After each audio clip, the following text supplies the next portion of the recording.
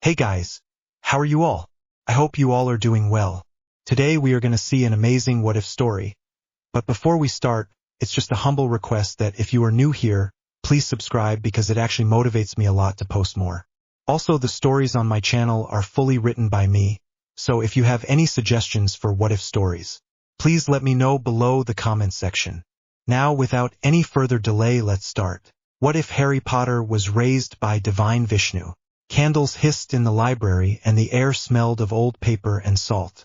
Harry moved between the stacks with a wand light held low. The beam clipped to his boots and the floor. His breath steamed the cold glass of a display case. Beyond the wire gate of the restricted section, something pulsed. Not bright. A dull, steady throb like a heart under stone. He drew the iron latch. It rasped. Metal on metal. He winced and waited. Only the soft tick of the far wall clock answered. 12 past midnight. Outside, the wind pressed at the narrow windows. No voices, no footsteps. He slipped in, shut the gate, and kept his light tight. A thin pane of polished black sat between two cracked folios on a waist-high plinth. Not a framed mirror. No border. No backing. It looked like night poured flat and left to dry. Harry set his palm close. The surface was cold. Colder than the air. Cold that bit and held. Jasmine. He smelled it clean and sudden, as if someone had opened a door into summer. The scent threaded behind his eyes. He pulled back at once. His knuckles shook and he felt the skin along his forearms tighten. He swallowed and tried to speak, and nothing came out but a dry click. Rope not snake. He said it in his head, simple and steady, until his ribs loosened. A light footfall whispered on the far side of the aisle. Hermione stepped into view with a stack of books tight to her chest and her hair pulled back in a quick knot. She had ink on her fingers. She saw the plinth. She saw his face. You found it, she said, not loud. She took in the gate, the hour, the look of the stone. What is it? Harry lowered his wand light so the beam would not strike the glass. Not a mirror, he said. It does not throw anything back. Pushes in. I do not think it was meant for us. That is not comforting, she said. And it is not enough. What do you think it is? He looked again. The black did not show him. It showed a dark shape that was shaped like him and then not. His jaw moved. No reflection. No depth. The thing looked wrong to his eyes and right to something behind them. Jasmine again. Stronger now.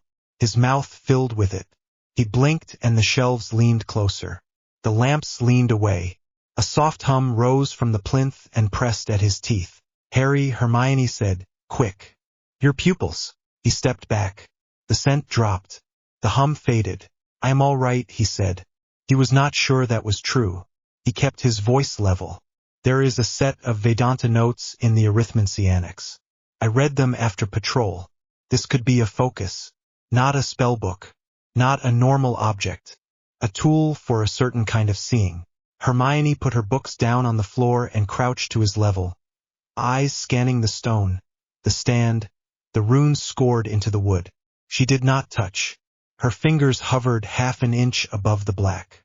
She frowned. No stabilizing charms. No wards. Either it is safer than it looks, or it has already done what it came here to do. He watched the glass. He felt the library press in again. He made his breath slow. In through the nose. Hold. Out through the mouth. Rope not snake. Hermione straightened. We do this in a controlled way, she said. We take notes. We set a time limit. We set a safe word. We do not improvise. He gave a small nod. He could feel sweat at the back of his neck and a cold line between his shoulder blades. What would you call this, she said. Not in Latin. In plain words. Maya, he said. The word tasted old. A trick of world on mind. Or mind on world. I do not know. She closed her eyes for a beat. Then she opened them and looked straight at him. We agree on one thing first. Magic here is empirical. You point your wand. You say the words. You move a thing or you light a flame. There are rules we can test. If this breaks that, then we need a new frame, not a poem. He wanted to smile at the last word. He could not quite manage it. No poems, he said. All right, she said. She stepped close enough for her sleeve to brush his wrist. If you try, I am with you. If you slip, I pull you back. He nodded again, and the nod felt like it came from a long way off. He did not raise his wand. He let his arm fall to his side. He did not speak. He did not think a Latin root or twist of hand. He thought of the black as a thing that was less than a thing. He thought of the lines that made a chair, a wall, and he wondered what would happen if the lines thinned. Jasmine swept in so fast his eyes watered. The wood of the plinth bowed. The brass clips around the stone side. The floor under his boots turned to soft shadow. He felt no weight under his heels. He flinched. Hermione grabbed his sleeve. Harry, stop. He opened his mouth. I am fine, he meant to say. The sound that came out was low and wrong. The library blinked. For 1 second Hermione saw rows of shelves running away into a night field. The stars set between books like seeds pressed into loam. Another breath and the stars were gone. The shelves were shelves again. Her hands were ice. Every small hair on her arms stood up.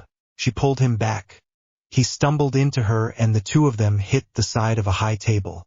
The inkwell jumped, rattled, and settled. He breathed hard. His chest felt tight and tired, like after a sprint in rain. I said stop, she whispered.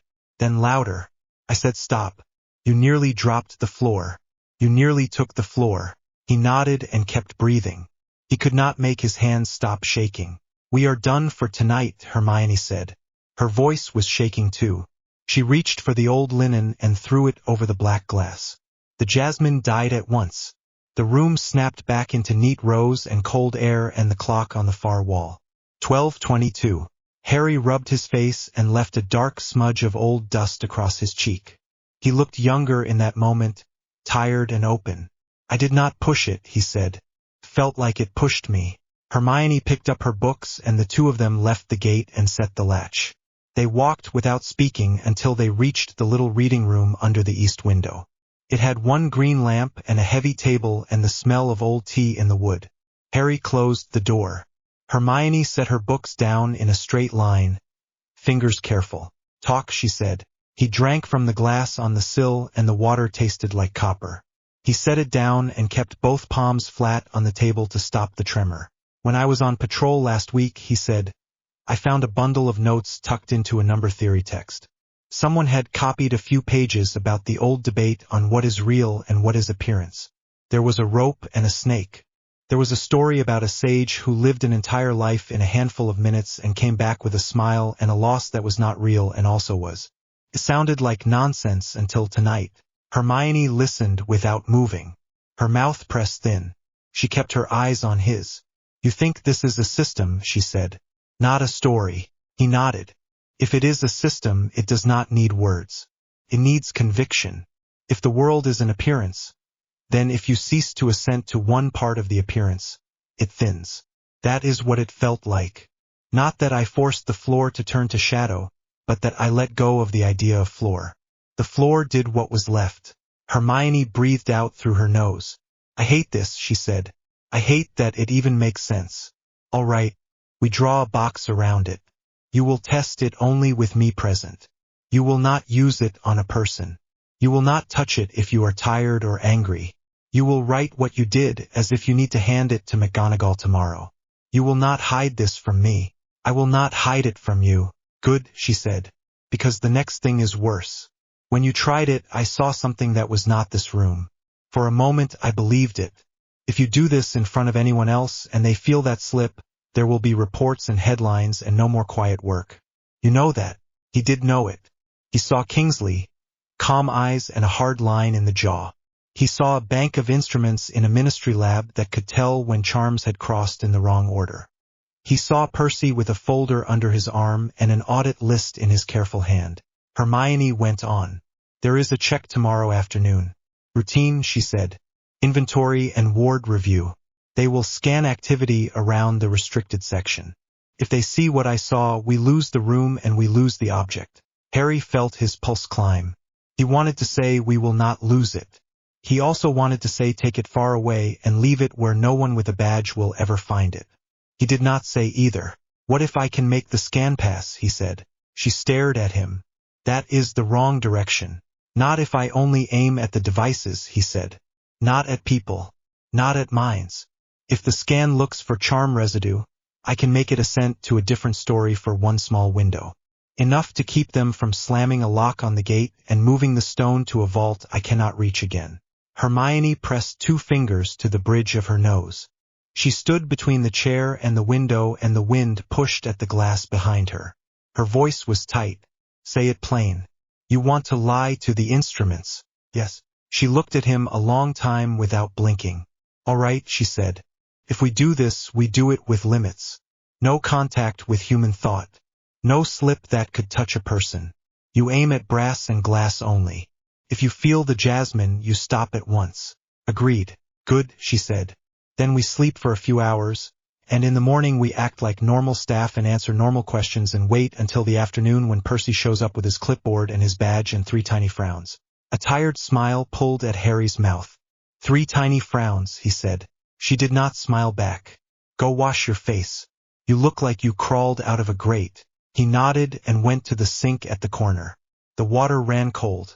He scrubbed off the line of dust and the sweat and watched it swirl away. When he came back, Hermione had stacked the books in one neat pile and had her coat over her arm. We are leaving the stone covered, she said. No touching until it is over. He nodded again. They stepped into the corridor. The lamps along the arch hissed and popped. Their steps rang on old stone. They did not talk on the way out. Ought it beat? What is true? The black pane is in the restricted section under cloth. Harry and Hermione both felt the jasmine and the push. No one else knows. The check is booked for tomorrow after lunch. By mid-afternoon the next day the library felt too bright. The winter sun slid along the flagstones in a long white bar. Dust motes hung over the tables and the clock hands clacked toward 2. Students bent over essays. Madame Pants moved like a shadow behind the front desk and did not look at them. Harry checked the line of brass ward plates set into the arch that led to the restricted section. Each plate chimed in a different small voice when he tapped it. All clear. All clear again. He set his shoulders down and tried not to think about the way his stomach tightened. Hermione stood at the end of the aisle with a ledger open. Quills ready. She had a school pin on her lapel, nothing flashy, and a calm face that did not show the little muscle ticking in her jaw. Footsteps in the corridor. The door opened. Percy Weasley came in with a simple jacket and a neat folder. He nodded to Pants and to Hermione and to Harry. He did not smile. Behind him came 2 junior clerks from Magical Records with small spheres in padded frames.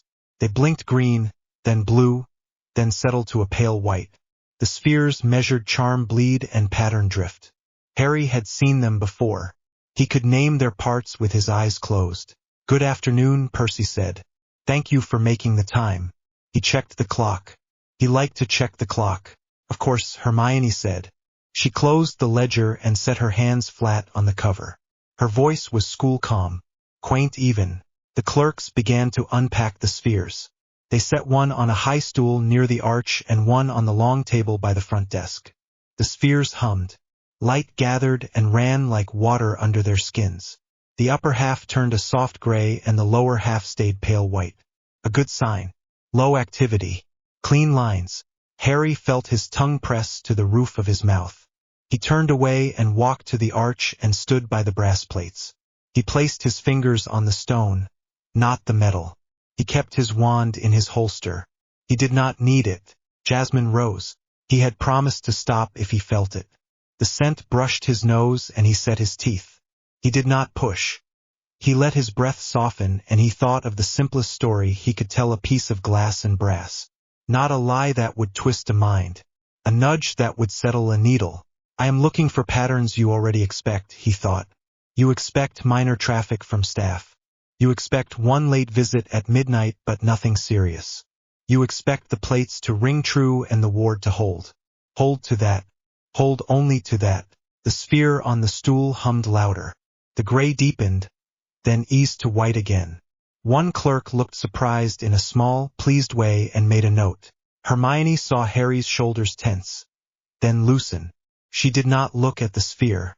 She did not look at his face. She asked Percy about the inventory date of a set of cursed chainmail they had never kept in this room, and Percy explained at length why the card existed anyway. The words were dry and polite and held the room steady. Jasmine swelled without warning. It surged hot. Harry's throat closed. The scent thickened so fast his eyes watered. He tasted summer and ash. The sphere flickered. Gray ran up into the white. Harry felt the story slip. He felt the floor of the story tilt. Rope not snake.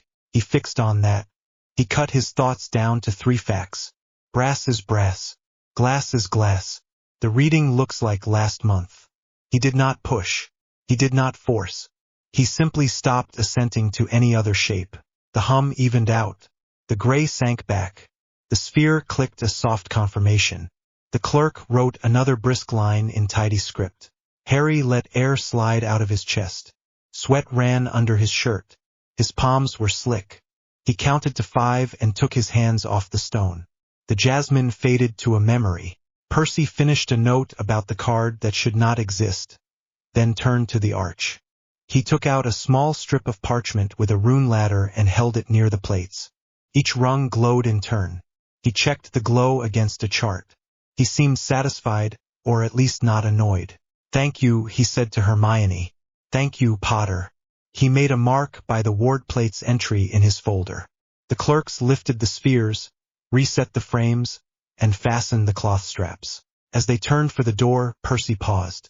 He looked at the edge of the archway, a point just above eye level where the stone met the first brass plate. He narrowed his eyes. Not a frown. A study. He stepped closer. He did not touch. He watched the light on the brass. He lifted the parchment strip and held it to the spot. The rune ladder stayed calm. He put the strip away and looked at Harry. "Busy night," he said in a neutral tone. "Always," Harry said. His mouth did not feel dry. He was glad of that. Percy nodded once and left with the clerks. The door shut. The library felt empty in a sudden way. Madame Pants breathed out across the room and shifted a stack of returns from one neat pile to another. Harry leaned his shoulder against the stone and let his head tip back for a second. His shirt stuck to his back. He felt wrung out and light. Hermione came to his side and spoke in a voice that would not carry. "Did you touch a mind?" "No." "Did you feel the jasmine?" "Yes." "How bad?" "Enough." She took that in. She did not scold. She looked toward the arch. The cloth still covered the black pane beyond the gate. The cloth did not move. "We keep the rules," she said. "We write this down. We do not do this again until you sleep and eat and walk in the air. Then we set a real test with real conditions, not this." He nodded. He could feel the edge of a tremor in his hands again, a small shiver in the tendons. They walked to the little reading room. He sat. She poured water. He drank. Audit beat. "What is true?" Percy performed the check. The devices logged a normal pattern. Harry changed only the instruments, not a human mind. The pane remains in place under cloth. The scent appeared, and he stopped when he had to. Night again. The library was dark and the wind had teeth. The cloth over the pane lay smooth and heavy. Harry stood inside the gate with the key in his palm. He did not lift the cloth. He studied the cut marks in the plinth, for shallow grooves at each corner. He ran a fingertip along one groove and felt grit and old polish. He looked up. The rows were long and straight, the lamps few, the corners full of dark. He listened. The building creaked like a ship at rest.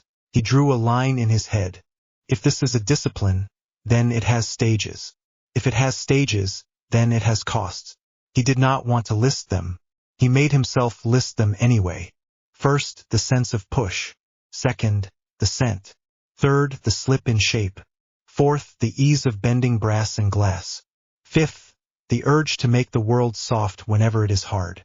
He closed his eyes and said the cue under his breath. "Rope not snake." A footstep touched the stone behind him. He turned at once and brought his wand up to a guard. The beam of his wandlight fell across a face at the edge of the stacks. Freckled cheeks. Hair neat. Eyes narrowed, not angry. Percy stood half in shadow with his folder under his arm and his coat buttoned up to the neck. Harry lowered his wand a fraction. "Thought you had gone." Percy did not move closer. He looked past Harry at the covered pane, then at the brass plates, then at Harry again. The numbers behaved, Percy said. That is good. But there is a smell in this room that does not belong to old paper and polish. He paused. He did not blink. It is like a question. Harry felt the jasmine at the back of his throat, thin as a thread. You know books, Percy, Harry said, quiet. Sometimes a question is all that keeps a door from slamming. Percy watched him for a long breath. He nodded once, not agreement, not refusal, and turned away. His steps were measured. He reached the door and left without another word. The door shut. Harry stood alone with the cloth and the cold and the clock. He reached into his pocket and pressed his thumb to the scar that cut across his palm from a fight long ago. He breathed until his hands were steady. Rope not snake, he said one more time. The jasmine thinned. The night held. Quiet exhale. Wind pushed at the library windows and the glass ticked in the frames. Morning light lay thin on the long tables. Hermione had opened 3 atlases and a pile of old journals and was making notes in her small fast hand. Harry stood with a slim black notebook he had found shelved inside a dry arithmancy compendium. The paper smelled of dust and a faint bite of ink. The first page held a neat title in a careful hand. Field Notes on Perception and Assent. He turned the page. A margin line in red caught his eye. What you do not assent to will not hold you. Hermione read over his shoulder. Her mouth pressed thin. That is not a charm, she said. That is a rule of a church. Or a school. Or a cult. There is a name at the back, Harry said. He slid a finger under the last page and lifted it. The name sat alone. S. Thorne, Department of Mysteries, Research Leave. Hermione shut her eyes for a beat. When she opened them she kept her voice level. That is an unspeakable, she said. That is an audit and a closed door if we show pants now.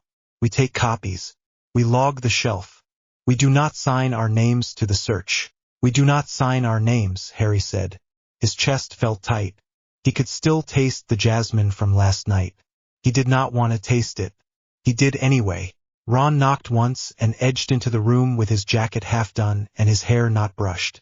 He had snow on his shoulders and red at the edges of his ears. He took one look at the pile of journals and the black notebook in Harry's hands. What did I miss? He said. Keep it short. My breakfast is still thinking about me. Hermione slid a clean sheet across the table. Summary, she said. Then she glanced at Harry and softened her tone. Not a sermon. Just the parts we need. Harry kept it plain. Artifact in the restricted section that is old and not made by us. A discipline that does not need words. A man in the ministry who knew this and wrote about it. We have a page of his notes. We do not show the book to anyone yet. Ron's eyes moved between them. Right, he said. And you want to test this far away from anyone with a clipboard? Yes. Ron nodded. Then I am coming with you. Hermione folded her arms. It is not a tourist walk. He met her look and did not drop it. He looked tired in a good way. Older and less afraid than last year. We both know he needs someone in the room who can pull him back without the book in his hand, he said. That is me. No offense. None taken, Hermione said. She moved the atlas aside. Where? Harry touched a point on the coast on the old map. A ridge above a small fishing town with a shuttered watch hut and a short path to a granite outcrop. Wind is strong. Few people in winter.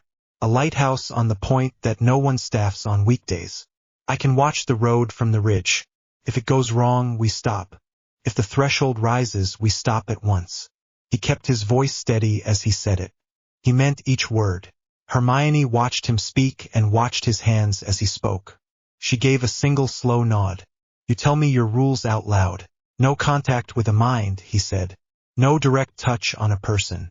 I aim only at what is fixed and dumb. Brass and glass and sky. I track how many impossible things I allow myself. 1. Then 2 at most. Then I stop.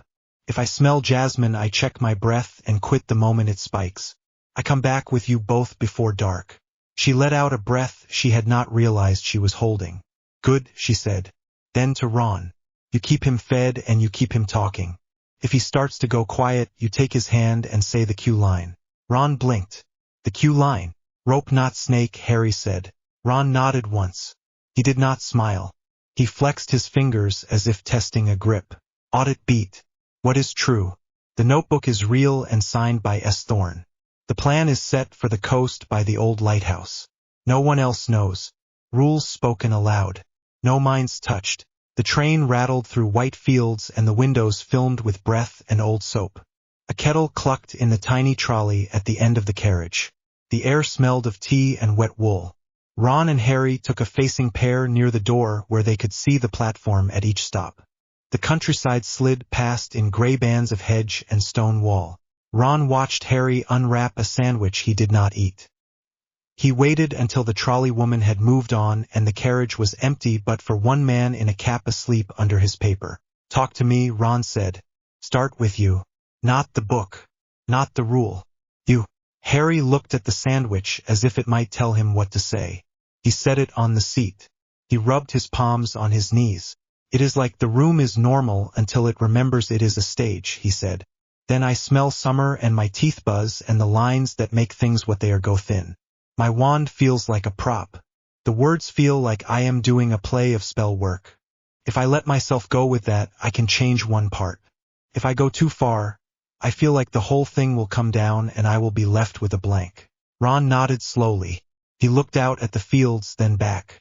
You hate blank spaces, he said. I do. So keep them small, Ron said.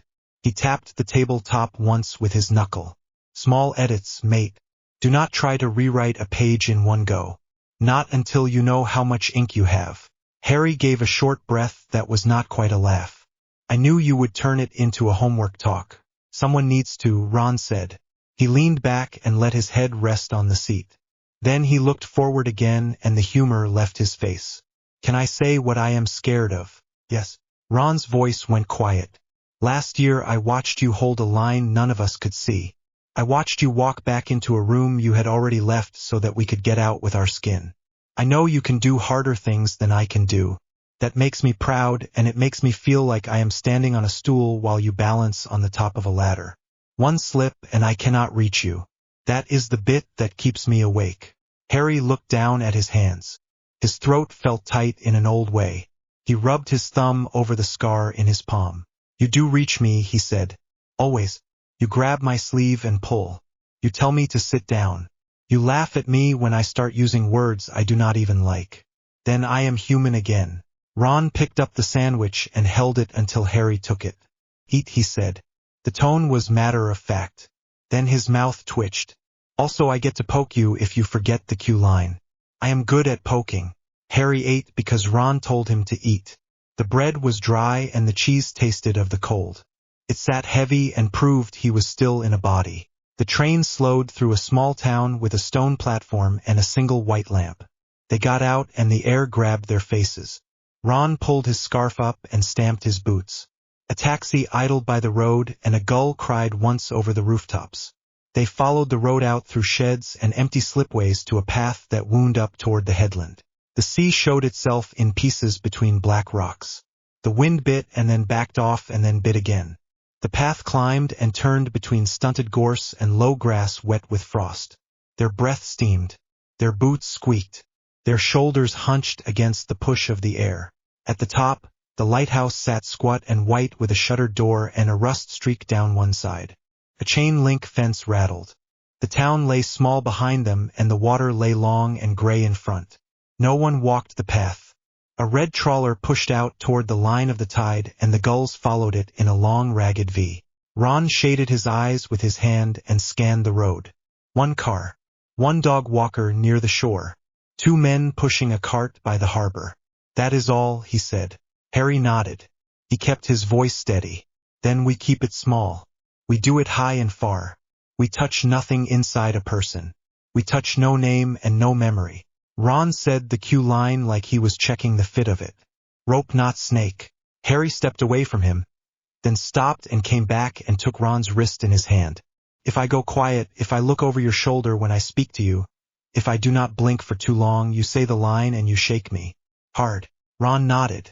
Harry moved to the lip of the ridge where the wind shaved along the stone. He did not raise his wand. He set both feet and let his hands hang loose at his sides. He let his jaw unclench. The town was a small grid of roofs and lanes. The lighthouse was a drum. The water was a slate that moved and did not change. Jasmine crept in, thin at first, then true. He did not push it. He watched it approach like weather. He felt the soft hum at his teeth. He let the story he was about to tell be very small. The sky is brighter over the water. That is true. Now it is also heavy with a low cloud bank. That new part is enough for today. He breathed and kept his eyes open. The horizon darkened. Not a film, not a drop of curtain. A small stain that grew in a slow line. The red trawler slowed and turned back. The gulls rose and circled and shouted. Ron watched the harbor road. The dog walker stopped and took out a phone. The car by the car park did not move. Sirens did not sound. Good, he said under his breath. Keep it to sky and water. Keep it clean. The scent of jasmine climbed fast in Harry's nose. His pulse picked up. He felt for the count of impossible things. First, the cloud bank. Second, the weight of the air near the shore. He should stop now. He could stop now. He made the mistake of thinking about the old lifeboat siren on the harbor roof. He could picture its brass bell and the switch. He did not want to picture either. He did anyway. The story shifted toward it by itself. Rope not snake. He forced his thought back to sea and sky and away from brass. He felt the strain of that thought like a cramp. He let his jaw loosen. He took a slow breath through his nose and held it. The town held. No siren. No lights. Only a few gulls screaming excited at the red boat that had turned back to the pier. Harry stopped. He let the story go. He breathed. The dark line on the horizon faded back to normal winter cloud. Gulls settled. The trawler moved at its old pace. The light came back in on the stone like a hand moving off a window. He felt hollowed out. His legs shook and his hands were cold and damp. Sweat had run down his spine under his shirt. He did not know when that had happened. He reached for the rock to steady himself. Ron stepped close and got an arm around his shoulders without fuss. Right, that is enough for one day, he said. You are white around the mouth. Sit down before you go down. Harry sat on the cold rock and let his head fall forward. He pressed the heels of his hands against his eyes until his throat stopped jumping.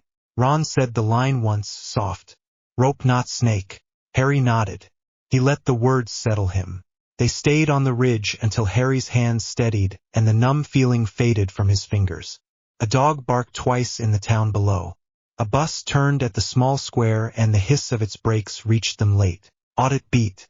What is true? Harry changed cloud and weight of air. He did not touch a mind or a bell. The threshold stayed low. He stopped before the third beat. He is drained and upright. The cottage sat a mile back from the headland in a fold of land out of the wind. The owner had left the key under a stone by the step and a note on the hook that said the water ran brown for a minute but would clear. The place smelled of old fire and salt. The kettle whistled with a tired rasp. Ron found a pan and eggs. The shells made a soft crack against the bowl. Harry leaned on the counter and watched steam rise in the small window. His hands shook when he lifted the mug. He did not try to hide it.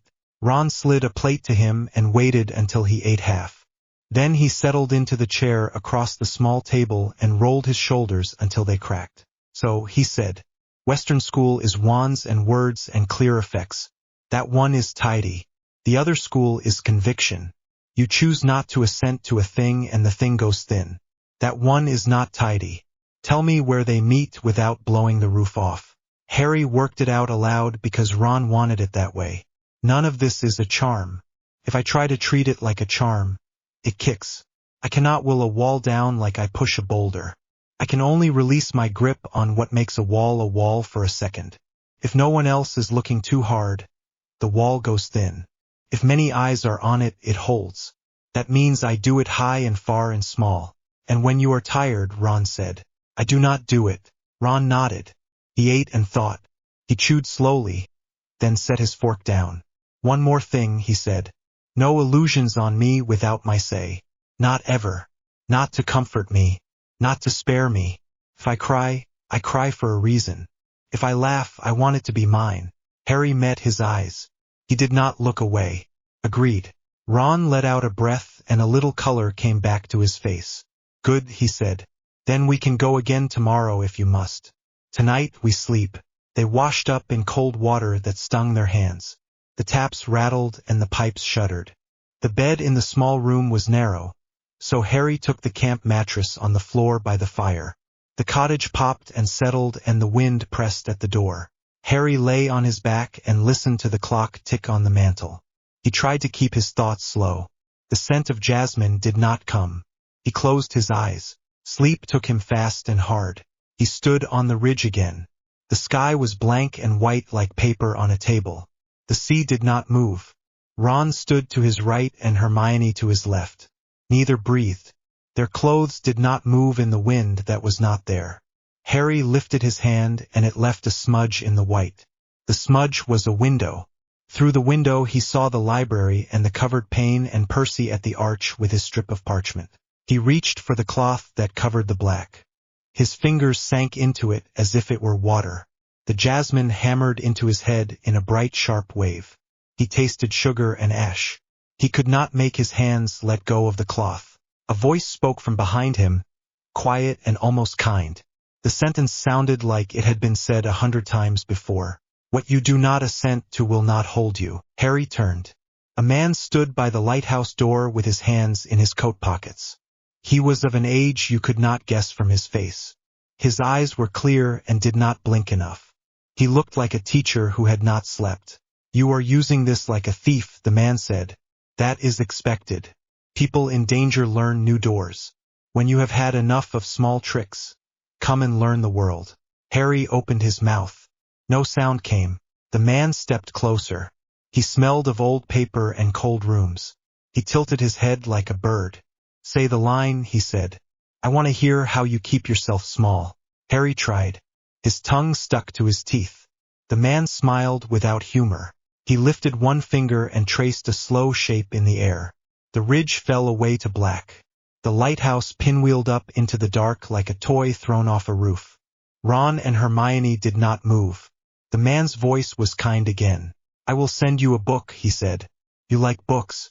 You will think it came from a cupboard you forgot. You will be right. You forgot many cupboards. You learn to forget when you are busy saving the world. The smell of jasmine slammed into Harry so hard his eyes watered. He choked. Ron's hand closed on his shoulder and shook hard. Rope not snake, Ron said. The words cracked in the small room like a stick snapped across a knee. Harry sat upright on the camp mattress, heart banging. His shirt was slick and cold against his skin. The fire in the grate had fallen to a red bed. The room was dark save for the glow on the ceiling. Ron was crouched beside him with his hair standing up at a bad angle and sleep still in one eye. You did not breathe for a full 10 count, Ron said. He sounded angry because he was scared. He squeezed Harry's shoulder again. Say it. Rope not snake, Harry said. The words steadied the jump in his chest. He swallowed. He tasted sweetness in the back of his throat and it made his stomach turn. Ron got up and went to the sink and brought back water in a mug. He did not say anything for a while. He sat on the edge of the bed and watched Harry drink. You have the look you get after a match, Ron said. The one where you cannot stop seeing the pitch when you blink. He nodded. A man spoke to me, he said. He knew the line. He said he would send a book. I know that sounds like a child's ghost story. Ron rubbed his face with both hands. Or it sounds like a man who knows his way around your head, he said. We tell Hermione tomorrow. We do not keep secrets from the person who hates secrets for a living. Harry let his head fall back against the wall. He could feel the stone through the thin plaster. He could hear the wind at the eaves. The fire cracked twice and settled. Ought it beat? What is true? Harry made a small area weather edit without touching mines and stopped at 2 beats. He is weakened but present. A dream came that felt like a message. The speaker knew the cue. Morning will bring a choice about the next move. Snow clung to the rails by dawn. The cottage smelled of last night's ash and old soap. Harry woke with the taste of sugar and ash still in his mouth and a tight band across his chest. Ron watched him from the chair by the hearth with a blanket over his knees and hair sticking out in every direction. Say it, Ron said, voice rough. Rope not snake, Harry said. The words steadied his hands. They packed in silence. Tea, 2 stale rolls, the notebook with S. Thorne on the last page. Wind shoved at the door when they left and the lane was slick. The walk to the station took them past a field full of old boats on blocks. A man with a cap waved once from a shed and did not ask questions. Audit beat. What is true? Harry told Ron the dream. A man promised a book. No names yet. They are going back to Hermione. Hogwarts felt bright and cold. The entrance hall sang with student voices and wet boots on stone. By the time they reached the library, Hermione was waiting in the little reading room with 2 mugs and a stack of ledger pages. She looked at the 2 of them, one long look each, and shut the door behind them. Tell me the parts that matter, she said. Harry kept it plain. The ridge. 2 beats. Stopped before the 3rd. No minds touched. Then the dream. The man at the lighthouse door. The line he knew. The promise of a book. Hermione listened without pacing. Her hands were steady on the mug. Her mouth went thin when he reached the book part.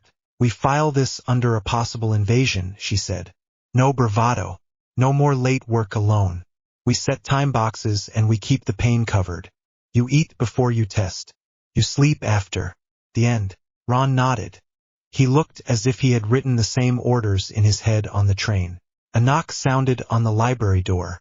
Madame Pants opened it a hand width and leaned in just far enough for them to see her face. Visitors, she said. Ministry. The word landed like a stone. She stepped back. Boots crossed the hall. Paper rustled. Percy Weasley entered with a folder tucked under his arm and 2 Aurors behind him, Proudfoot and Dawlish in plain jackets. 2 records clerks carried small glass spheres in padded frames. Percy had the same neat coat and the same eyes that did not miss details. Good morning, he said. He did not look at the mugs. He did not look at the closed inner door. He did look at Harry's face. There have been reports of anomalies. We are here with a limited writ to confirm that all is well. Hermione's voice stayed school calm. You can check ward plates and public shelves. The restricted section requires the headmistress and she is not here. We will begin with public areas, Percy said. He tilted his head a fraction. He did not smile. He nodded to the clerks. They began to unpack the spheres. The glass slid into their frames with a soft clink. Light ran along their skins. The hum rose. Roster. Present in the front room. Harry, Hermione, Ron, Percy, Proudfoot, Dawlish, 2 clerks, Madame Pants at the desk. The inner gate is shut. The pane is covered. It is mid-morning, cold and bright. Harry stood near the arch with its line of brass plates. He did not touch them. He kept his hands flat at his sides and his breath even. He felt the hum from the spheres in his teeth. A light sickness flutter began at the base of his skull. He did not want to feel jasmine. He felt it anyway, faint as a memory. The first sphere showed clean. The second showed a thin gray ring near the base that should not have been there. 1 clerk frowned and tapped the glass. The gray thickened. Not a lot. Enough to write down. Percy's voice was even. That is a small drift, he said. What happened after lunch yesterday? The room tightened. Harry kept his eyes on the brass and on the stone. Hermione answered. Inventory, she said. Then a student with a stack of returns. Then silence. Percy stepped closer to the arch. His eyes went to the place where the brass met stone, the place he had studied last night. He lifted the parchment strip with the rune ladder and held it near the plate. The rungs lit in order. His jaw moved once.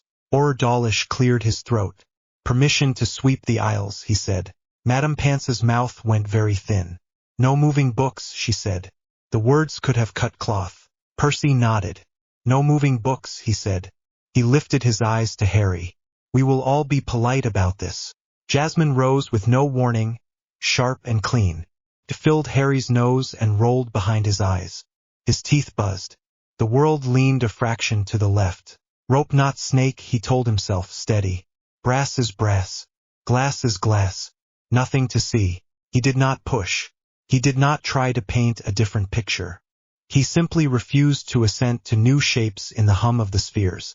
He felt the scent press. Then thin. Proudfoot took the right aisle. Dawlish took the left. Their boots were soft on the old stone. The spheres hummed and shot thin threads of light into the air that drew a map of charm bleed. The threads looked like pale strings that hung from nothing to nothing. Hermione shifted one ledger half an inch. Ron stayed behind Harry and watched both oars at once. Dawlish stopped by the restricted gate and looked in through the wire. The cloth over the pane lay flat and still. He gave the wire a small test with his fingers and let go at once when Madame Pants made a quiet sound that was not a word. Proudfoot reached the back wall, touched the end shelf with 2 fingers and turned. His eyes tracked the floor. He squinted and crouched. He touched a scuff. He stood again. Percy watched all of it without moving his feet. He lifted his eyes to Harry again. "There is a path through this that ends with a private talk," he said. "We could walk there quietly. Or we could have a very public afternoon and bring in a few more friends." Hermione stepped between them before Harry spoke. "We will speak," she said. "Not alone. The 3 of us. Your room. Now." Percy glanced at the spheres. The first was calm. The second had lost its gray ring. He closed his folder. "Very well," he said. "Or Proudfoot, stay with the clerks. Or Dawlish with me." They crossed the hall to a small side office with a square window and 2 chairs. Percy closed the door. Dawlish stood by the window with his arms loose and his eyes on Harry. The room smelled of cold air and polish and a trace of old lemon oil. Percy set the folder on the desk and opened it. He ran one finger down a list.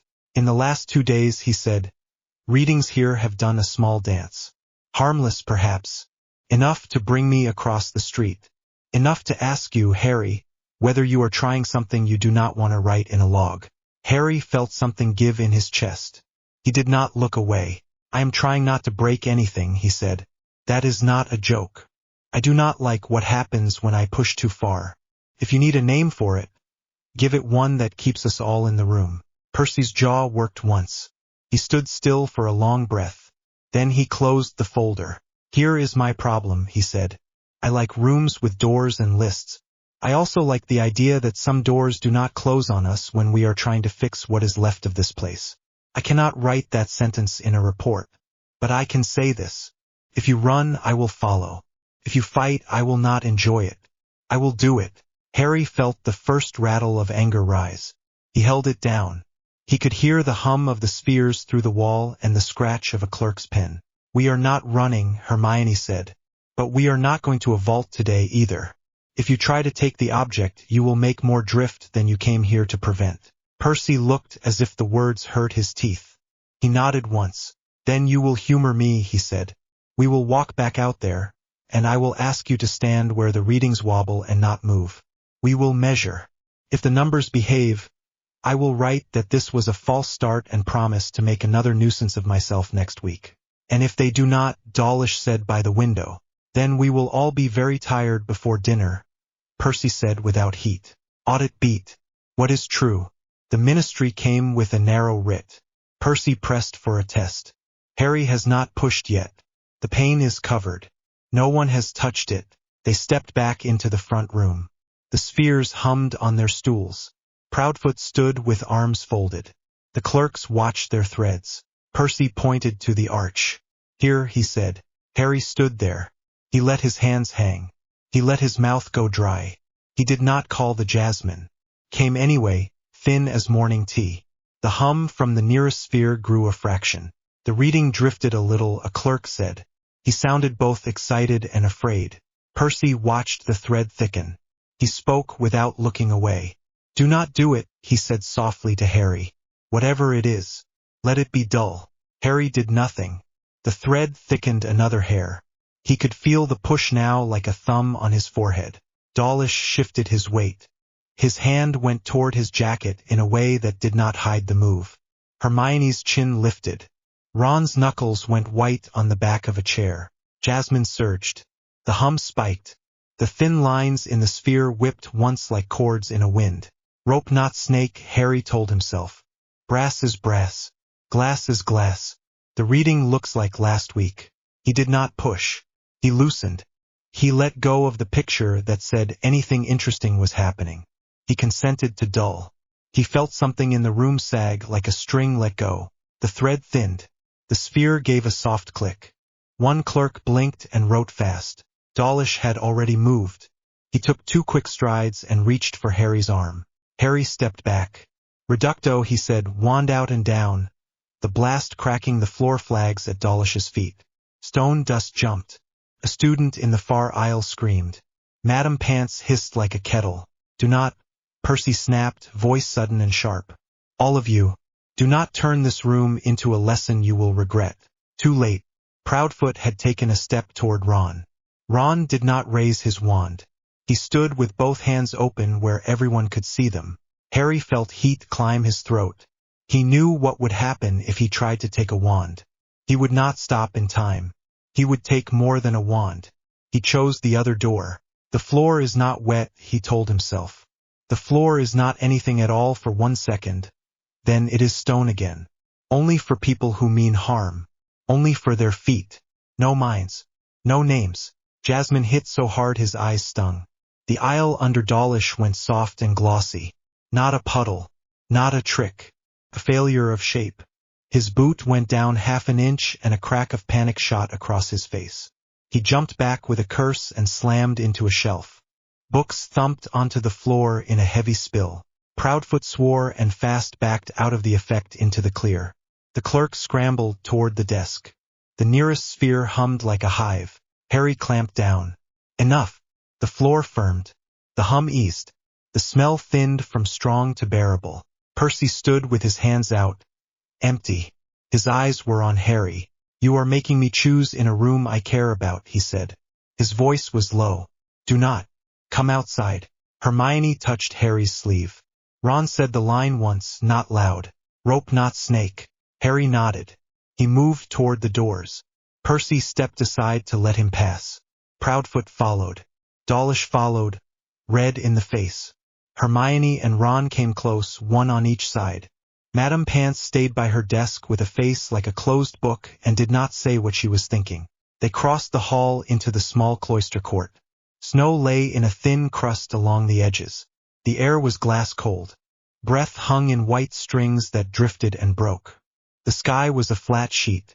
The stones underfoot were dry. Percy stopped near the cistern and squared himself, feet planted. Dawlish took a place by the arch. Proudfoot stood to the left where he could see both sides. We will do this once, Percy said. Then we will have soup like sensible people. You will stand still. We will measure. No one will draw a wand. If you try to leave, Dawlish will try to stop you. If he stops you, I will fill out a form for the rest of the week. If he does not stop you, I will fill out a different one. Harry looked at the stones. He heard the hum of a sphere carried out into the yard. A small buzz tucked under a clerk's arm. His chest felt tight. He could still see the aisle go glossy in his mind when he blinked. He could run. He could also end this without a single bruise. He set his shoulders and let his hands hang. He did not aim for a person. He did not reach for a name. He reached for weather that did not come from a cloud. Peace, he thought. Peace in the square for a count of 30. No orders, no fear, no fight. The sound of a summer noon.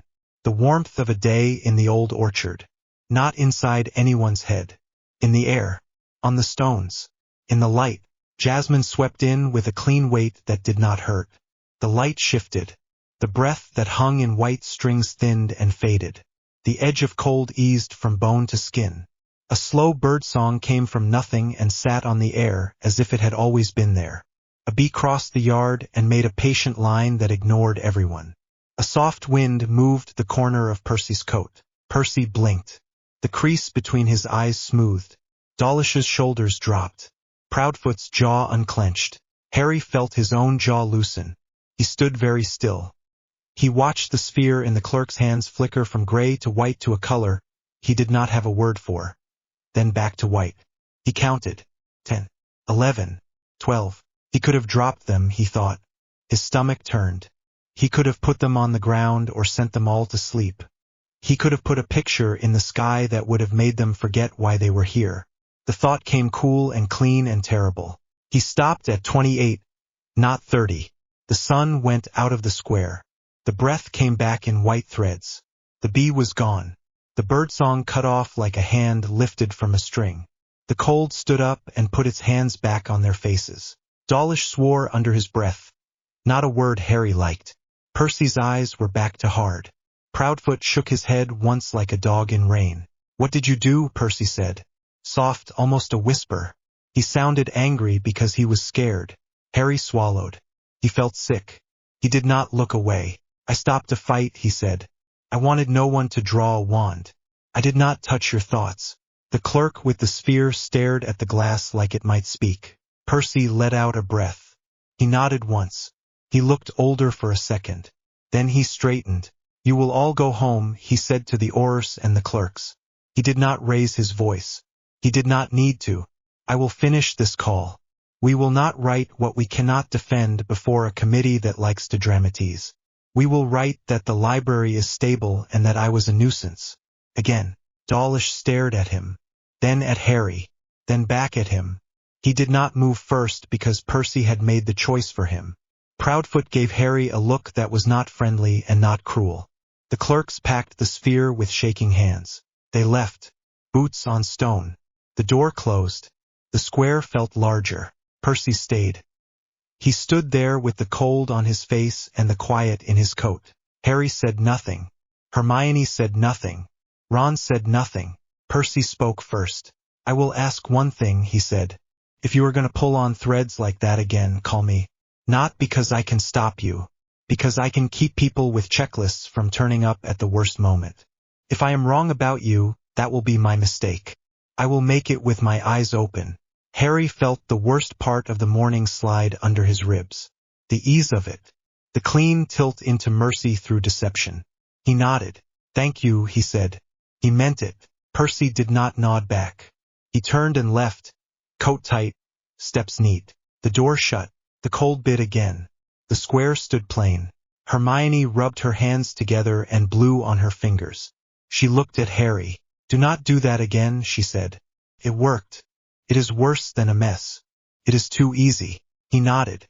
He could not bring himself to speak for a moment. The guilt sat behind his breastbone like a stone. Ron stepped up close and put his hand on the back of Harry's neck and squeezed once. You could have hurt them, Ron said. You did not. That counts. Now we eat and write it down and set a plan that does not end with you staring at nothing while the rest of us guess. Harry let out a breath he had not noticed he was holding. Audit beat. What is true? Ministry sweep happened. Harry made the aisle fail for 2 Aurors without touching mines. He held a peace field in the cloister for a short count. No one was hurt. Percy chose to walk away and keep the report small. The ease of it scares Harry more than the fight would have. Late afternoon brought a brown paper parcel to the library desk without a stamp. Madame Pants did not like parcels with no stamp. She set it on the counter and looked at it until someone would take it away. Hermione took it and checked for curses. None. She cut the string with a letter opener and folded back the paper. Inside sat a thin blue book with no title on the cover and a note on top with no salutation. For the cupboard you forgot. Hermione stared at the note, then at Harry. She did not smile. We locked this in my office, she said. We read it together. No one opens it alone. Not tonight. Harry nodded. His chest went tight in the same place. The jasmine did not rise. He could almost taste it anyway. They walked the parcel down the corridor to her office with the door that stuck and the window that would not quite latch. The wind tried the latch while she turned the key in a low drawer and slid the book inside. Roster. Present.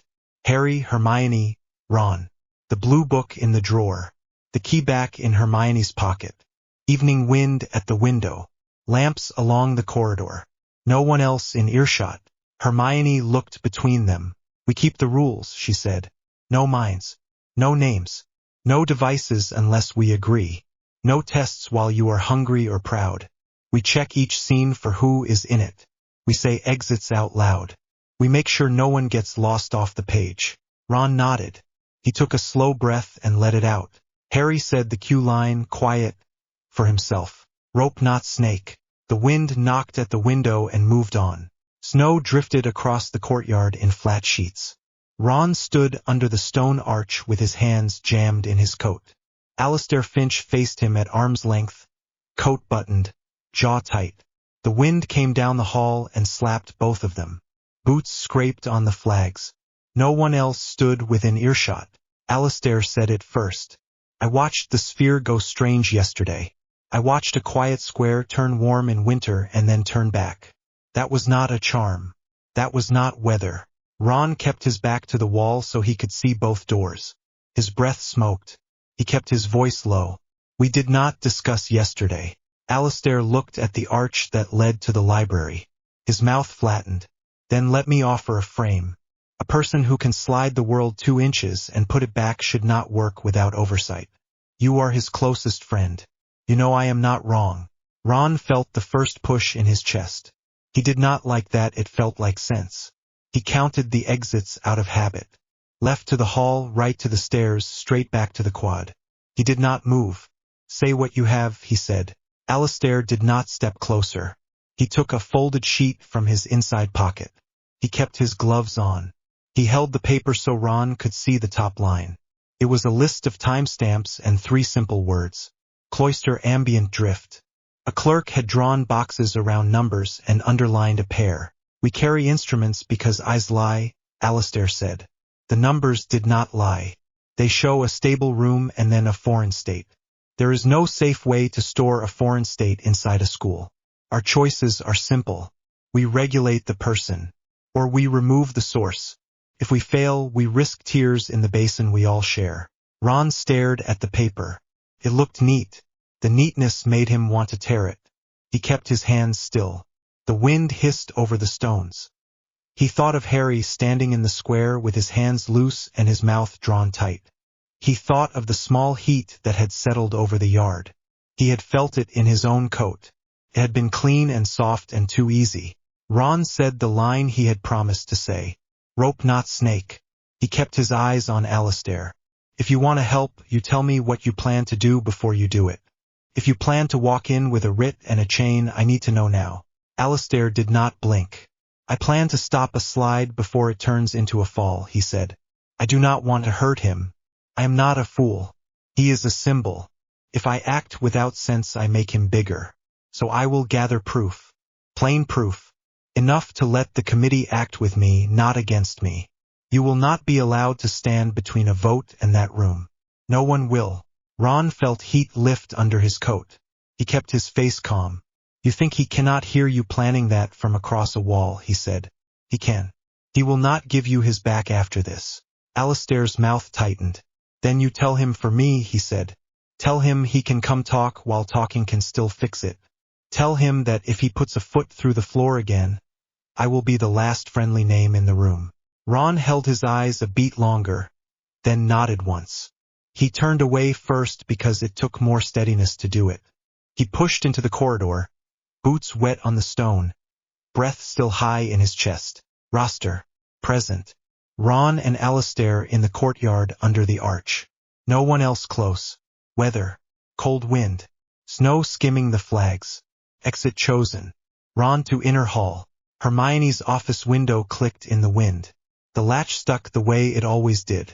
Harry stood by the bookcase with his hands on the back of a chair. Hermione sat at the desk with yesterday's ledger open.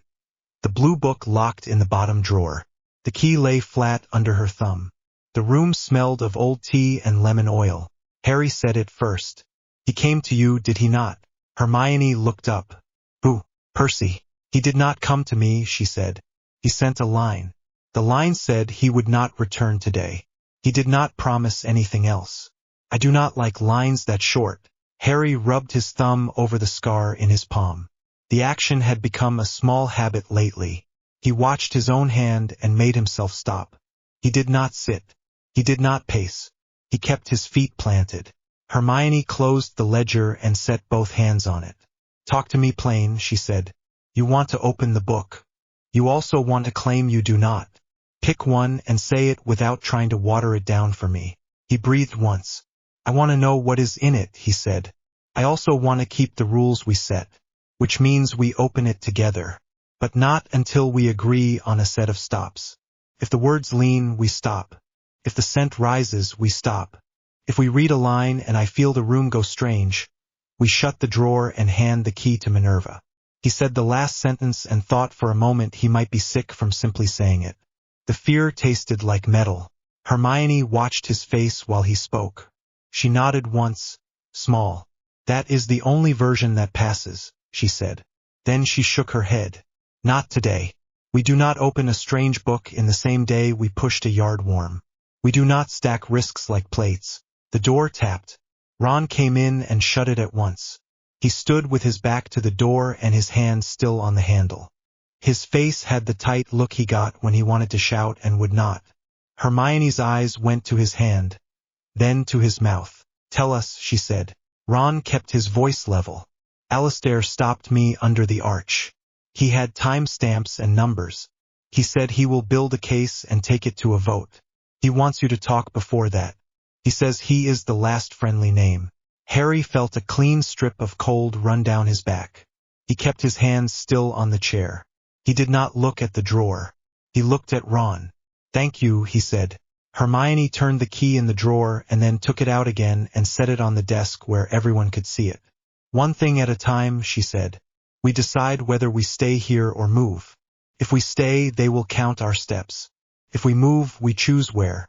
She stood and pointed to the wall map she had pinned there 2 winters ago. 20 marks. Safe places. 2 are still real. Ron took a step to the map and ran a finger down the coast. The cottage owner will let us come back if we bring wood and do not break the stove, he said. The other is the empty shed outside Ottery. That one is thin. I vote cottage. Harry said nothing for a count of 3. Then he nodded.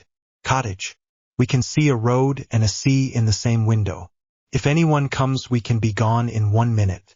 No students. No Percy with a folder. No clerk with a sphere. Hermione tapped the key with her knuckle. We cannot move the book without logging it, she said. We leave it here for tonight. We can go without it, set the room, come back with a plan, and then decide. Harry did not like leaving the book and liked carrying it even less. He nodded again. Hermione's voice sharpened. New rule. We write a roster for every scene. She pointed at a blank page and pushed it to the middle of the desk. Names. Entrances. Exits. We stop at the end of each block and say it out loud. If anything feels wrong, we do not blame nerves. We treat it like a broken stair. Ron pulled the chair out and sat. He took the pen. He wrote 3 names. He wrote door open at the top. He wrote window latched as a question. He set the pen down and worked the latch until it held. He wrote window latched. Harry felt some of the tightness ease. This was the kind of order that saved them when things went fast. He could breathe a little better around it. Hermione took the list. Read it, she said. Out loud. Harry did. Hermione listened with her arms folded.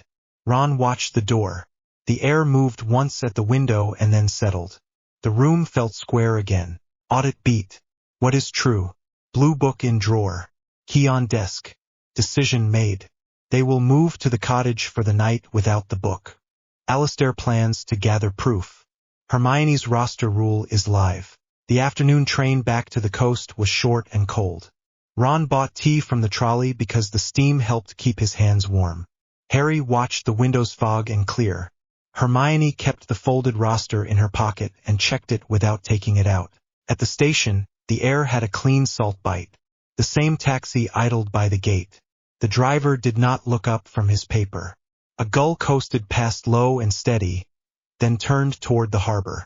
The 3 of them walked the lane without talking until the sheds came up on the left. The boatyard smelled like disinfectant and rope. They reached the cottage before dusk. Ron set a bucket by the door to catch the melt off their coats. Hermione crossed to the hearth and checked the flue. Harry stood in the kitchen and looked at the same small sink and the same kettle. The room held. He felt a small drop in his chest when he noticed that fact. Hermione put the roster on the table and checked names aloud. Harry. Ron. Hermione. Door shut. Curtains open. No one else present. No letters. No parcel. No scent. Harry found chalk in a drawer and held it up. New tool, he said. Not a trick. A check. I am making marks on the stone by the thresholds. If the lines warp when no one is touching them, we stop whatever we are doing and we leave. He did not look at Hermione until the last sentence. Hermione nodded once. I like the part where we leave, she said. Go ahead. He crouched by the door and drew a square on the stone threshold, then drew a simple cross through it. He drew a second set by the back door. He drew a line at the kitchen arch and a small circle at the hearth. He stood and rubbed chalk dust off his fingers. He felt the small comfort of clean edges and simple shapes. Ron brought in wood. He stacked it in a neat line and set kindling. The match took slow. The fire began with a cough and then a small clean flame. The room warmed. Audit beat. What is true? Cottage set. Chalk marks placed. Fire lit. Roster checked. Curtains open. No one at the path. No scent. Night set fast. The lamps made small moons on the table. Ron fried eggs and set plates down. Hermione took the seat with her back to the wall. Harry sat where he could see the front door and the kitchen arch. Ron ate like a person who had not eaten well in 2 days. Then he wiped his mouth and set his fork down. He looked at Harry. I am going to ask the thing I do not want to ask, he said. If I ask it now, I will not say it when I am mad later. Harry kept his eyes on him. Say it. Ron's voice did not rise. Yesterday you made that yard go quiet. I know you did not touch any mind. I also know it took no effort to make people drop their guard. You saw how small it was.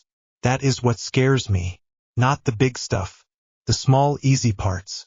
If I ask you simple, can you promise not to use that same move on me or Hermione if we argue with you? Not even once. Not even if you think it will help. Harry felt the heat climb his neck. He did not speak fast because the way he cut his words mattered. He set his hands flat to steady the small shake. He met Ron's eyes. I promise, he said. Not ever. If I break that, you leave me. Ron's jaw moved. He did not look away. Good, he said. Then we can say stupid things to each other and know they are ours. Hermione watched both of them. She nodded once, then spoke in a voice that had no shake in it at all. My turn, she said. You will not test anything tonight. You will sleep. In the morning we make a list. Then we decide which one test to try. Then we come back and write it in the ledger. If we are wrong, we fix it on paper first. Harry closed his eyes and let that settle. He was tired enough that the order in her words felt like a hand on the back of his head, pressing him down onto a pillow. He did not fight it. He opened his eyes and nodded. They washed plates. Ron checked the chalk by the door and said the shapes out loud. Square with a cross at the front. Square with a cross at the back. Circle at the hearth. Line at the arch. All still. They folded the blankets. The fire dropped to a soft glow. The walls popped once in the cold. Roster. Present. Harry on the floor mattress by the hearth. Ron in the chair by the window. Hermione in the small bed behind the curtain. Doors shut. Chalk shapes intact. No scent. No one else in the cottage. 2 hours later, the latch on the front door ticked. Ron's eyes came open at once. He did not move. He counted 3 slow beats. The tick did not repeat. The wind pushed once and the door did not give. Ron stood and crossed to the threshold. He crouched and put his face close to the chalk. The square was still a square. The cross was still a cross. He breathed out and stood again. A light tapped on the window. Came once, twice, then stopped. Ron moved to the curtain and slid it 2 fingers. The lane lay dark. A single car sat under frost at the bend. No one stood at the step. Hermione pushed the curtain aside behind him. She held her wand low. She raised her eyebrows. He shook his head. She checked the chalk again. Then the back door. All still. Harry sat up slow. He did not smell jasmine. His heart still knocked hard. He pulled his coat over his shirt. He moved to the window and stood beside Ron. No movement. No voices. No steps. Hermione went to the table and slid the roster out. She touched the corner with her thumb. She looked at both of them and spoke low. Someone wants us jumpy. They do not want to open the door. They want us to open it. We do not. Ron nodded. He eased into the chair again and set it so he could see both doors. Harry stayed by the window. Hermione sat at the table with her hands on the roster and her eyes on the door. Audit beat. What is true? 3 sounds. Latch tick. Glass tap. No visual. Chalk marks hold. No scent. No one opens any door. Morning broke clear and thin. The lane glittered with frost. The square of chalk at the door held its clean edges. Ron rubbed a sleeve over the window until the glass gave them a view of the bend. The car was gone. A line of tire tracks cut the frost. Hermione boiled water and made tea. They stood around the table with steam in their faces. Harry waited until he had a mug in both hands before he spoke. "We go back today," he said. "We face this in a building with other people. I do not want to play guessing games on a lane." Ron nodded. He bent over his boots and pulled the laces tight. He checked the back door chalk once more. Hermione folded the roster and put it in her pocket. "We keep our day dull," she said. "We pass Percy in the corridor and talk about a shelf plan. We act like staff. We do not touch the drawer. We let him set the pace of his own worry." They walked out to the lane. The wind had dropped.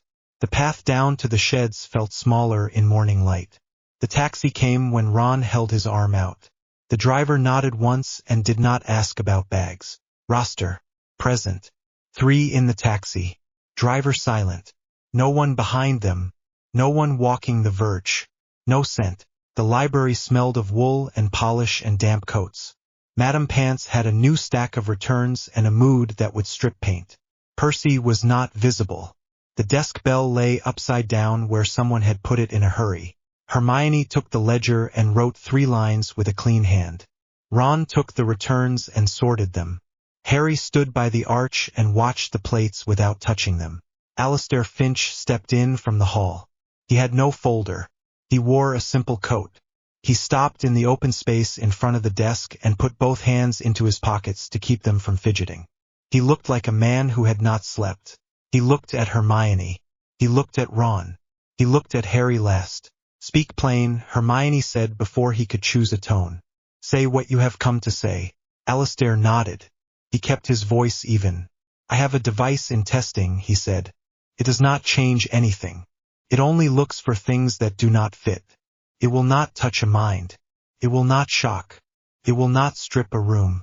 If you let me point it at an empty aisle while you stand out of sight, I will be able to tell my people I did not come back empty. If you refuse, I will be here again with people who do not ask. I am offering you a slow door." Ron felt his shoulders come up. He took a step, then stopped. He watched Harry's face. Harry spoke before the heat rose any further. "The aisle stays a place for books," he said. "You do not walk your measuring stick past the gate. You point it at the air by the front table, not at any of us. You keep the number to yourself. If you do that, I will stand still and see whether it sings." Alistair held his eyes. He nodded. "Thank you." He turned and went to the table and opened a simple wooden case. Inside lay a thin rod with 3 rings set on it. He held the rod in front of him like a flute. He did not point it at Harry. He kept it level with the front edge of the table. Hermione stood between Harry and the device. She could see the tip. She could see Alistair's face. Ron stood by the end of the front shelf and watched both of them. Alistair lifted his chin and clicked a switch at the end with his thumb. A soft tone rose and fell like a kettle just before it goes. He moved the rod a finger width to the left. The tone climbed a little. He moved it to the right. The tone fell. He kept his eyes on the rod, not on Harry. "This is not a trick," he said. "It listens for patterns that fights do not make. It heard that pattern in the yard yesterday. It is hearing a little of it now. Not much." Harry stood with his hands at his sides and his mouth even. He did not bring the scent up. He did not push it away. He let the room be a room. Alistair lowered the rod and clicked the switch again. The tone died. He shut the case. He looked at the 3 of them and his voice hardened for the first time that morning. "I am out of slow doors now," he said. "My report writes itself. I will be back with people who do not like quiet talks. If you have a thing to show that would calm them, show it to me today and I will stand in the way as long as I can." Hermione shook her head once. "Not today," she said. "Today we keep a library open. Today we lay out a shelf plan. Today we make tea. You can tell them that." Alistair looked like he wanted to push and did not. He nodded once. He picked up the case and turned for the door. He stopped with his hand on the frame and spoke without turning back. "He will not thank you for making this harder," he said. Then he left. The door shut. The bell rolled on its side and made a small unhappy sound. Ron felt the weight between his shoulders settle there and stay. He rubbed the back of his neck.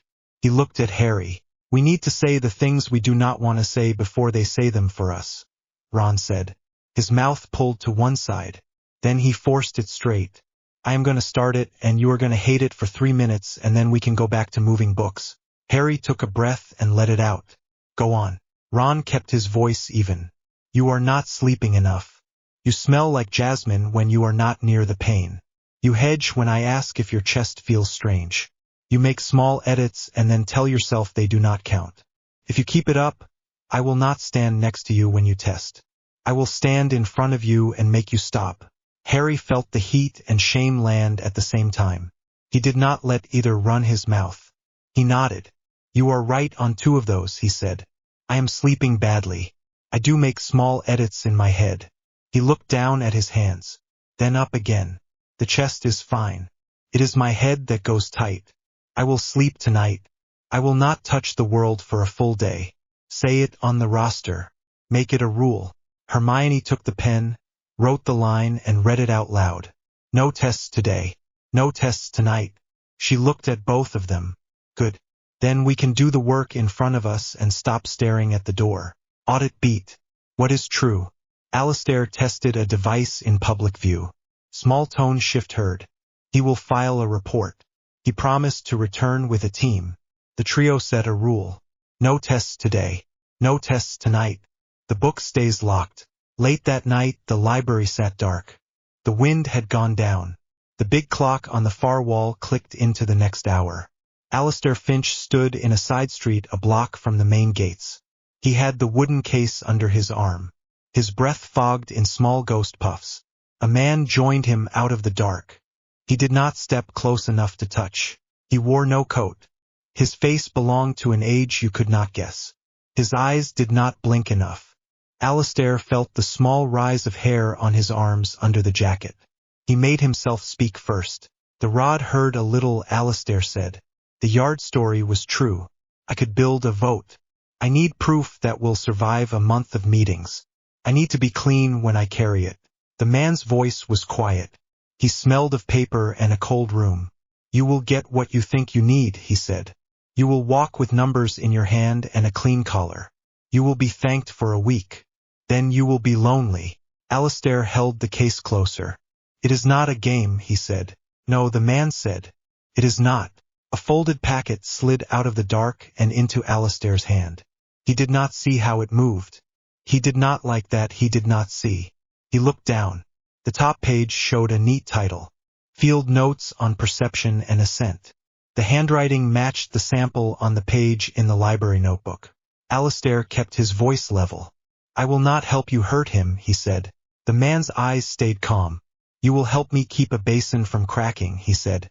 "If he is careful, he will go home in spring and marry and forget this. If he is not, you will be the floor under our feet for a week. Then you will be a name on a paper. You know this. You chose it already." Alistair did not answer. He put the packet inside his coat. He turned away to the main street and walked. He did not look back. He did not hear footsteps follow. Roster. Present. Alistair and the man at the side street. Handoff complete. No scent. Exit.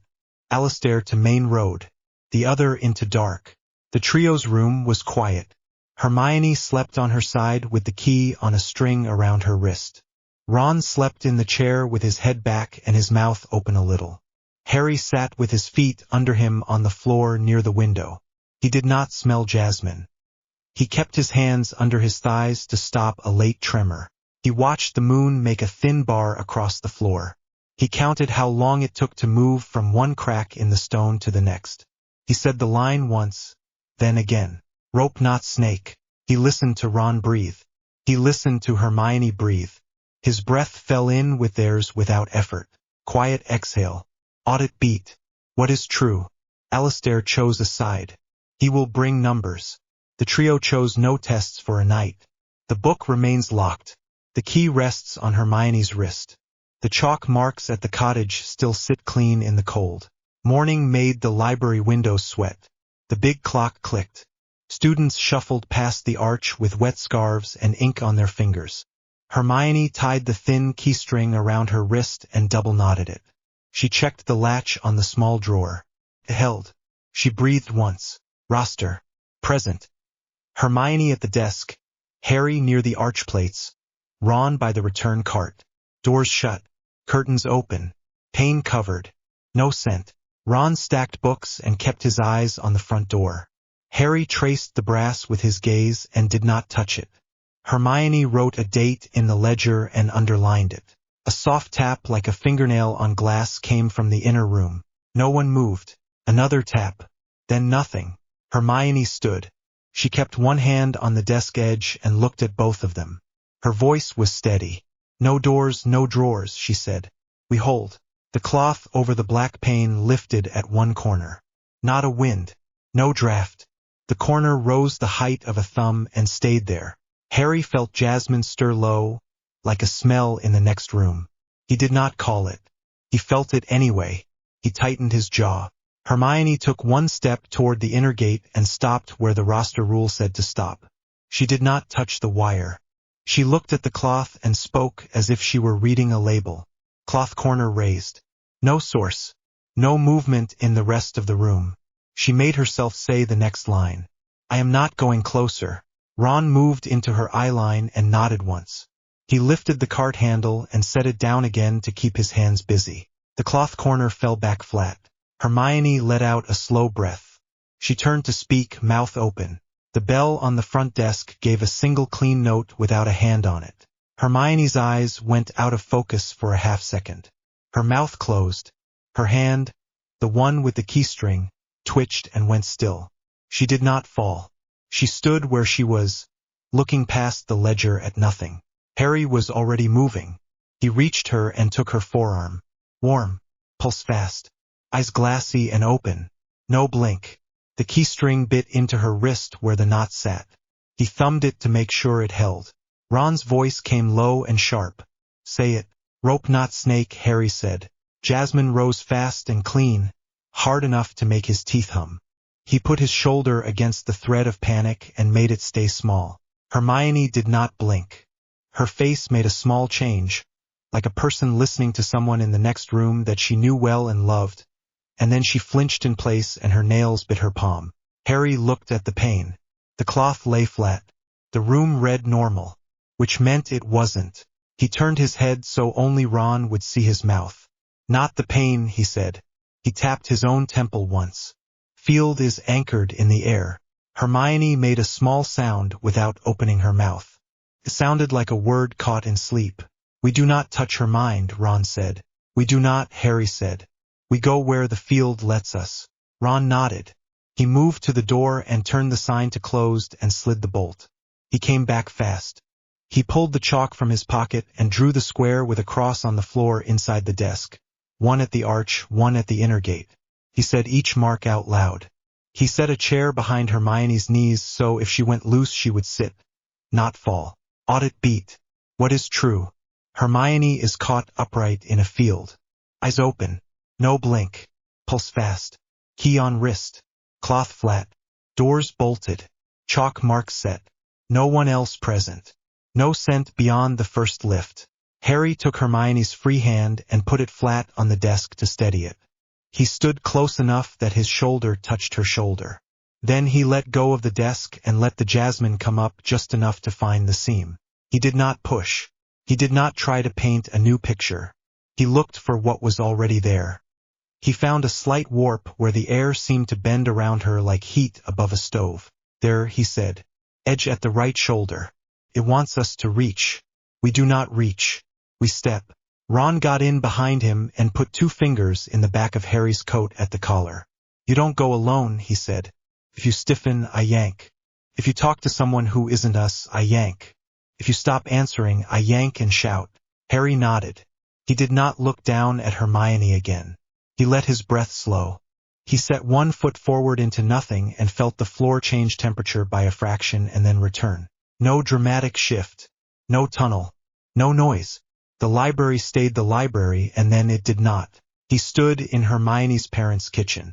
He knew it without being told. A square room with white cupboards and clean glass jars full of toothbrushes and little rubber covers for the heads. A calendar with a picture of a beach with dates circled in biro. A kettle that did not whistle. The smell of toast. The light the size of a coin on the floor from a neat window. 2 chairs. 2 mugs with small flowers on them that were always washed and turned upside down.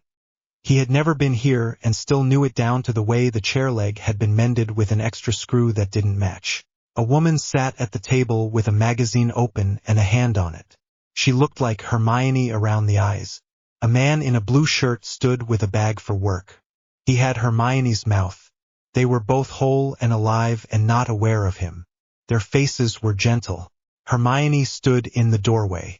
She was 16 and 20 and 30 all at once. She held the edge of the frame with white knuckles. She had no wand in her hand. Her mouth moved and no sound came out. Ron's fingers dug into the back of Harry's coat. "I've got you," he said. Harry swallowed. He kept his voice low. "Not real," he said. He did not say it like a curse. He said it like a fact he could stand on. Hermione's mother looked up and smiled at her daughter with no past between them. She opened her mouth to ask about school. She did not say the word Australia. She did not say the word forget. She reached for the mug that would have been hers every morning of her life if war had not been real. Harry felt the first pull in his chest, the one that said step aside and let her have this, let her live here and take the door off its hinges. He tasted sugar in the back of his throat and it was wrong. "Rope not snake," Ron said into his shoulder, breath warm. His fingers pressed and released once like a pulse. Harry nodded. His mouth was dry.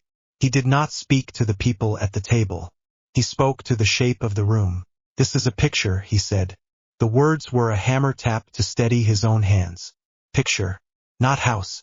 He let a small part of the jasmine come up. He used it to subtract, not to add. He took the labels off the objects in his mind, one at a time like peeling off tape. Cup, chair, calendar, kettle. He made them paper for a breath and then let them be things again. The room shivered once, just enough to see, and held. Hermione's head turned a fraction. She heard the tiny difference. Her eyes tried to find the seam. She could not choose it yet. She was anchored to the doorframe like a hand stuck in a jar. The man in the blue shirt picked up the bag. He turned and kissed his wife on the head. The kiss was so ordinary it hurt to look at. He turned toward the door and toward Hermione. He did not see her. He stepped through her, and in that clean mistake the room told on itself. Hermione flinched. She made a sound in her throat. Her fingernails clicked on the wood. Harry stepped in front of her, close enough that she could only look at him. He kept his hands down and open. "I know what this is," he said, words slow. "You are not weak for wanting it. But if you choose it, it will take the rest of you with it. And then it will take us." Her eyes focused on his face for a beat. They went past him again, pulled by the gentleness in the room like water going downhill. She took a half step forward into him without meaning to. The calendar on the wall wavered. The numbers swam. For a heartbeat he saw the line where she had written a false surname in another country, and then scrubbed it out until the paper had torn. The tear closed. The number grid went neat again. Harry felt the jasmine surge. He held it. He spoke the only thing that had any weight. "Truth is effort," he said. Her breath hitched. Her mouth formed the words back at him without sound. Her eyes watered. She blinked for the first time. The kitchen went thin at the window. He saw the library through it like a reflection. Chalk on stone. A square with a cross. The scene did not let go. It shifted. The kettle clicked off with no time passing. The door pulled itself shut and the handle settled. Hermione's mother said, "We could get the photo albums out tonight. Love, if you like." The voice slid under the ribs with a practiced hand. Ron's fingers dug harder. He said the line again, low and fast. "Rope not snake." Harry stepped to one side and the world did not let him go. Took them whole. He stood on a corridor that smelled of singed cloth and clean bandage. The hospital wing. It was not the old year, but the air remembered the old year anyway. Fred's laugh came from a place people did not come back from. A paper screen blocked a bed that had been there for days. A clock on the wall ticked with heavy seconds. One of the windows was cracked with a star in the corner. The crack did not move. It had been made by a spell that should not have hit that wall. Hermione stood halfway down the row with both hands on the bed rail. She was white around the mouth. She was not crying. The kind of not crying that split a person in two. Across from her, a boy in a chair said nothing and gripped the arm with his right hand until his knuckles went yellow. Ron at 17, jaw set so hard it hurt, hair matted with smoke, eyes red. He did not look up. He stared at a blanket fold like it was the last true line in the room. The projection of Ron did not turn when the air moved. He held still. This one did not breathe. It was a perfect wrong. Harry's lungs hurt. He thought of the real day. The noise. The way everyone shaped themselves around the gap Fred had left. The way they kept moving because the building still stood and people still needed water and pepper up and someone to push the rubble aside. Hermione lifted her hands from the bed rail. They were shaking. She reached for the projection of Ron like she could set it straight by touching it. Her fingers passed through him as if he were steam from a kettle. She did not flinch at the wrongness. She doubled down. She stepped closer and tried again. The room let her fail and kept the surface smooth. Harry moved to block her line without touching her. She tried to step through him the way she had through the doorframe back there. He did not let her. He used no force. He made the space he occupied into something the picture could not use. He looked at the bed she had been holding. There was no one in it. No sheets. No pillow. A bed-shaped placeholder. A blank where a person should have been. The scene cared more about the shape of her hands than what they held. He felt angry. It was clean and simple.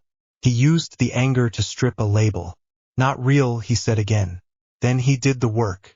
He chose one thing to make plain. Not all. One. He chose the clock. He focused on the second hand and made himself consent to it. Not the illusion's second hand. A second hand in a room in a building on this day now. He counted it. He made it heavy. He put the hum of the spheres in its tick so his body would believe the weight. The illusion quivered. The old school of his head wanted to fix broken pictures by painting over them. He did not. He chose and held. The second hand moved with a straight jerk to the next mark. The whole room lagged half a beat behind it and then lurched to catch up. Hermione blinked again. A fast, stinging blink. She looked at him and then at the clock because something inside her knew to trust the line of a tick. The projection of Ron broke. It did not shatter. It gave like a face in water when someone's hand goes through it. The chair scraped and became a chair again with no one in it. The star in the window made a little pop and slid to a different pane because that was when it had happened. The bed showed its real dent where a bag had sat, not a body. Hermione made a sound like her breath had been caught on something sharp and then let go. She reached for Harry's sleeve and then pulled her hand back without touching him. He nodded once. Good, he said. It cost him to keep his voice even. He felt sweat on his back under his shirt. The corridor stretched the way a corridor does when a person is not ready to leave a day. Tried one more time, slower now. It showed them a door with the number 4 on it. It put the number in the wrong script and hoped they would not notice. Ron's hand tightened in Harry's coat. He spoke close to Harry's ear. I'm here, he said. The words were for both of them. Harry took the breath he had been holding. He moved. The next room had no walls. It had rules. That was worse. It looked like a study room with long tables, but every table was set with neat stacks that went to no class they had ever taken. Case files for house elves with names redacted. Pamphlets with neat fonts. Letters back from committees with phrases that had never helped anyone. Neat counterarguments to chaos. Hermione stood in the middle with her arms full of papers that kept multiplying as soon as she tried to put one down. Each sheet had a margin note in her own clear hand that said try again and under it a smaller note that said you failed them. Voices came from the stacks. Not people. Opinions with breath. It is not the time. It is not a priority. It is not how things work. It is not pragmatic. It is not the battle we are fighting. Every line had been said to her face in some office at some point. The room stitched them into a net. Harry saw the trick. The illusion did not need to be bright. It only needed to be persistent. It needed her to play her part. Pick up, correct, submit, get knocked down, pick up again. If he tried to knock all the voices down, he would drown. He picked one shape. A stamp. Large, red, clean pad. He walked to it, set his hand above it without touching, and took its title off. Not the stamp, he thought. The noun on the stamp. He refused the room's name for it. Denied. He did not write accepted over it like a child with a marker. He emptied the word. The stamp became a blank block that could press ink but say nothing. The voices lost one tooth. They stuttered for a line. Hermione's arms sagged under the papers and then straightened because that was what she did. She caught herself. She looked at the blank stamp and frowned. Her frown had the life back in it. Ron moved along the tables and did what Ron did best. He cleared a path. No speeches. No theory. He took 3 stacks and put them on the floor to make a corridor to the door that was not a door yet. When a stack tried to grow back in his hands, he swore at it and kicked it into the leg of the table. It made a normal paper sound. He grinned once, fast and mean because normal sounds meant edges. Harry did one more subtraction. He took the thin, neat chair that had committee written all over it and took away its voice. It became a chair. It had no power to approve or decline. Could be sat on or not. It could be stood on to reach a shelf. Could be pushed into a corner. His trick went out of it like air. The room held for 3 beats, then sagged. Hermione's hands were empty. She stared at her fingers like she had forgotten they could be empty. Her mouth opened. She looked younger by 2 years. Then she took a breath that was all the way down. Tears came and went fast. She wiped them with the heel of her hand. Annoyed with herself for crying in the middle of a job even here. Harry let himself look at her for one long second. Alive. Focus coming back. He did not touch her. He did not say her name. The study walls folded inward and became a narrow hall. The light thinned. A hum came from far off, not the spheres. Something else. It sounded like a brass thread pulled over wood. It set his teeth on edge.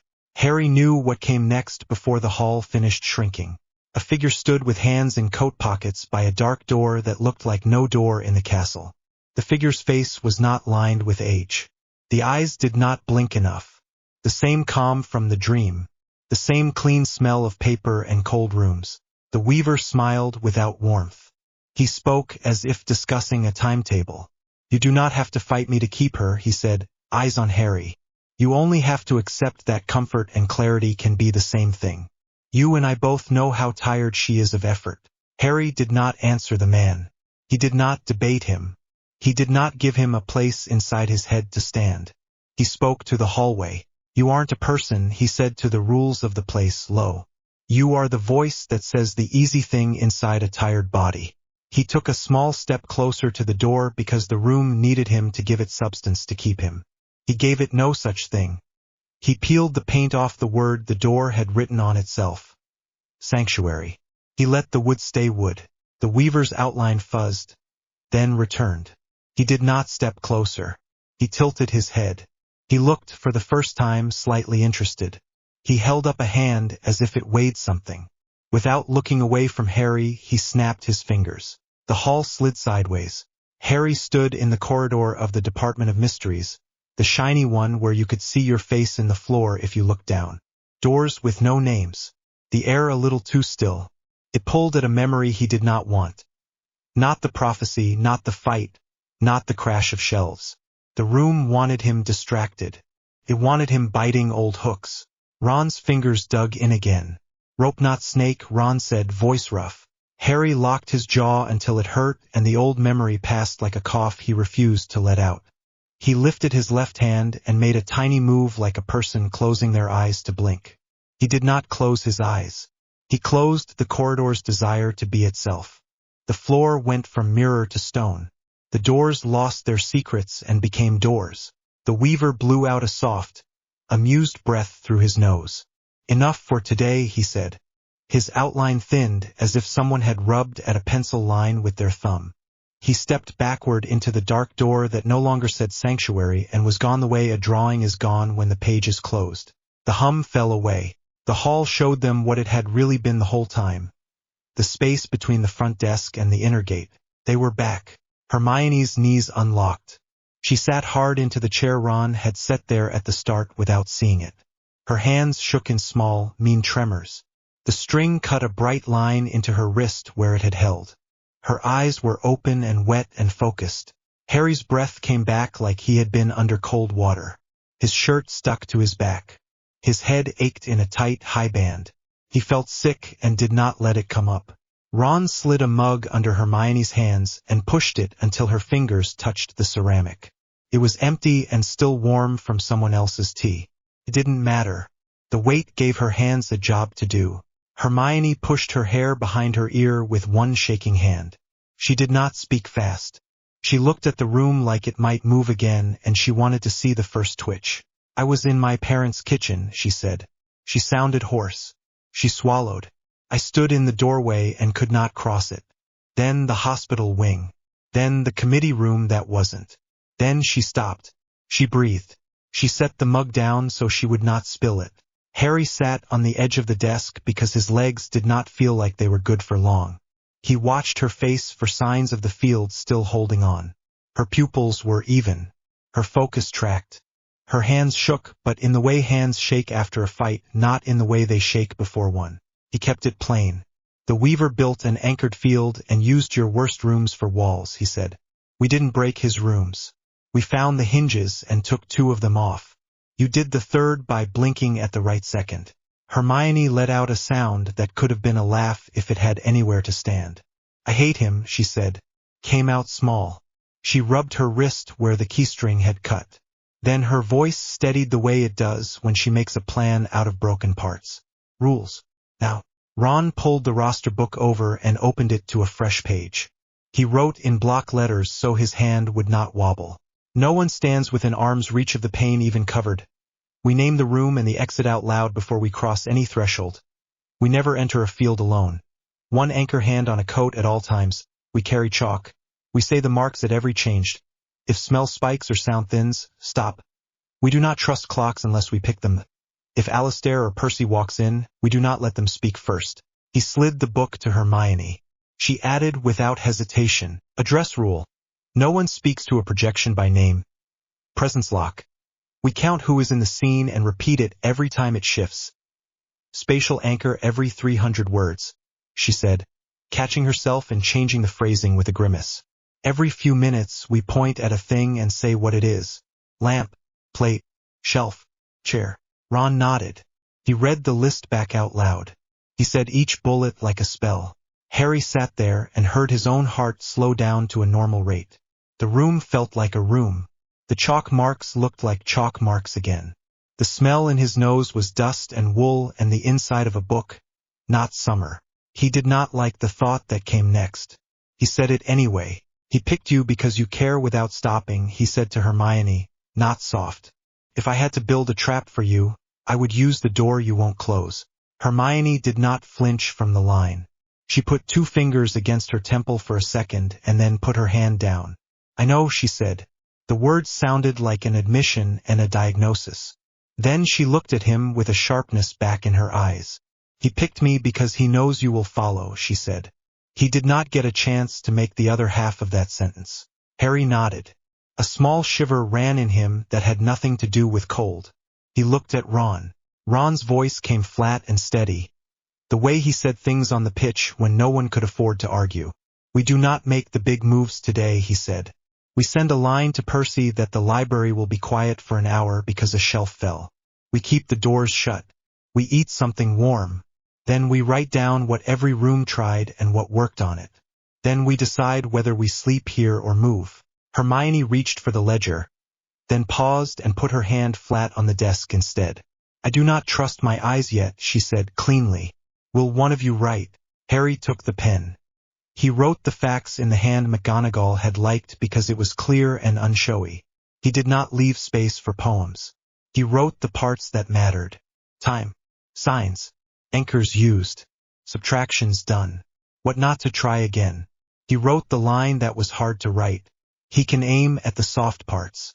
The words sat on the page and did not move. Hermione watched the pen. She nodded once. "Thank you," she said. Then she looked at the drawer because the thought was there whether she liked it or not. The blue book sat inside it, quiet as a brick. She looked away. Harry felt the urge to open it like leaning toward a window on a moving train. He stayed where he was. He did not look at the drawer at all. Audit beat. What is true? Thornsfield pulled Hermione through 3 rooms. Harry and Ron entered together. Subtractions. Labels off objects. Anchor to chosen tick. Strip a stamp's noun. Chair's authority. The Weaver spoke. No debate given. The field collapsed on the way back to the desk. Hermione is shaky, eyes clear, hands steadying. New rules written. Address rule, presence lock, spatial anchors, no names to projections, never alone. Book remains shut. Doors bolted. Ron set a pot on the little library stove Madame Pants pretended not to know about and heated the soup she kept there for cold days. The spoon clinked against the side. The sound was ordinary and saved more than it had a right to. They ate standing at the desk. The first warmth hit hard and then settled. Harry's hands steadied. Hermione's color came back. Ron finished his bowl and set it down and wiped his mouth with his wrist and said, "Right," which sounded like a door closing on the worst part of the morning. Hermione flexed her fingers and found the key string with her thumb. She tugged it and felt the knot hold. She looked at both of them and said the line, for herself now. "Rope not snake." Harry said it back. Ron said it a 3rd time, easier. They unbolted the door at the top of the hour and flipped the sign. Students came in with ink-stained hands and small problems. Madame Pants looked at the chalk near the arch and pursed her mouth and decided not to ask. The library breathed like the building had lungs. Harry shelved a stack and felt the weight of the morning land where it would live. He saw how simple it had been for the Weaver to go around every wand and every law and pull at the part of a person no one can spell protect. He felt the cheapness of that power and the risk of liking it. He saw how easy it would be, with the wrong intent, to put a room like that around someone and call it mercy. He put a book back in its slot. He pushed the spine until it sat level. Quiet exhale. Audit beat. What is true? Rescue done. Consequence set. Hermione can't fully trust her senses today. New procedure set. Harry understands the aim point. Not stone, not brass, but the hinge where a person keeps their effort. He won't touch it. He can't, because if he does, the house they live in won't be a house anymore. The cottage held its shape. Night sat close to the panes. The fire made a clean glow inside the hearth. The chalk marks at the doors were crisp. Hermione slept behind the thin curtain with the key string looped around her wrist. Her breathing was steady. The little clock on the shelf ticked in a slow, plain way. Ron poured hot water into 2 cups and set one near Harry. He kept his voice low. "You are not shivering now." Harry wrapped his hands around the cup. He steadied his fingers. "I am not cold," he said. "I am still there a little. It will pass." Ron pulled the chair around so they sat face to face. He did not rush. He watched Harry's eyes to see if they tracked right. Then he nodded once. "Good." He glanced at the curtain. "She needs the hours. We do this now or it chews at us in the morning." Harry waited. He did not try to lead the talk.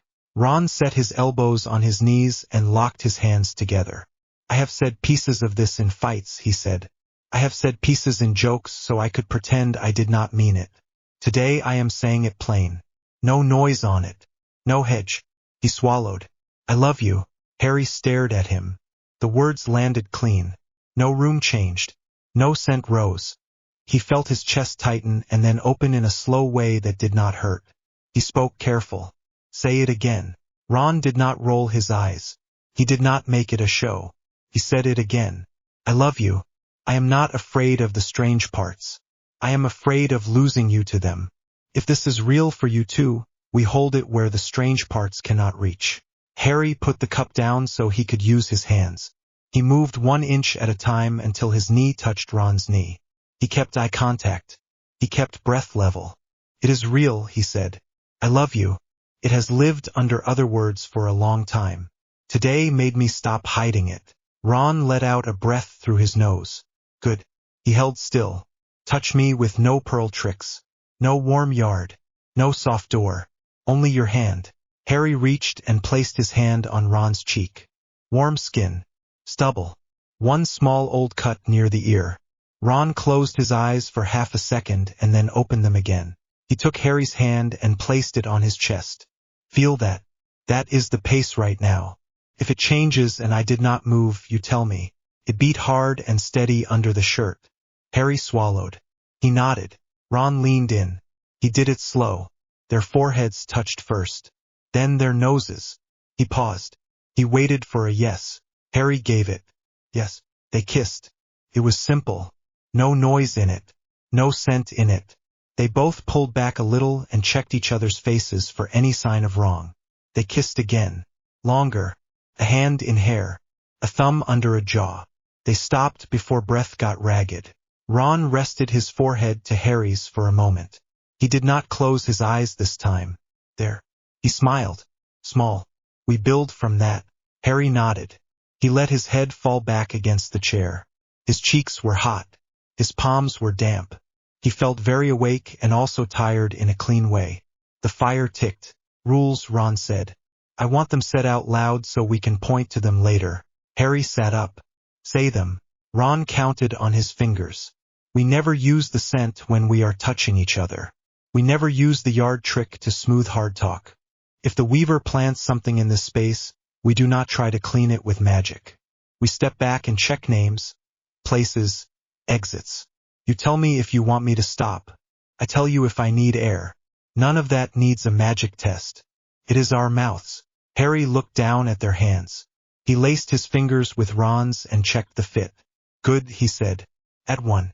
If either of us doubts a memory of a kiss, we make a new one and mark it with something the room cannot fake. He looked around. He picked the chalk. He smiled a little. We draw a small mark on the table with a line through it and touch it together. The mark must be there in the morning. If it is gone, we say so and we do not fight about it. We rebuild it in daylight.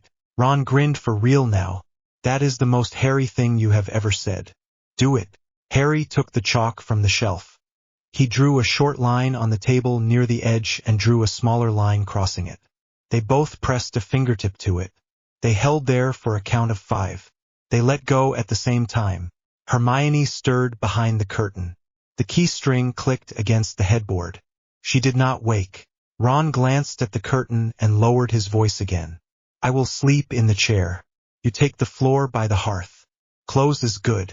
We need our heads down or we get stupid. He hesitated. One more thing. If tomorrow goes bad, you do not throw yourself empty. You keep one choice in your pocket for later. Harry nodded. He believed himself. He believed Ron. He felt the line on the table under his finger, dry and gritty. He lay down on the mattress and pulled the blanket over his legs. Ron sat in the chair with his boots off and his wand in his lap. The fire made the room soft and flat. The cottage held its shape for the rest of the night. Morning came thin and gray. The chalk at the doors was still clean. The mark on the table was still there. They walked the lane after tea. Hermione kept the roster in her coat. She read the names in a low voice as they moved. The taxi driver nodded. The harbor smelled of rope and salt. The school road was wet and quiet. Inside, the library sounded normal. Ron unlatched the window and let in cold air. Hermione checked the latch on the drawer without opening it. Harry looked at the plates and saw only his face. They worked until mid-afternoon. Students came and left. Madame Pants watched them in that way she had where she seemed to count how many times a person breathed. Percy sent a short note on dull parchment. It said he wanted a word about a shelf plan and the alumni event. Hermione sent a short answer. Later this week. She did not add any apology.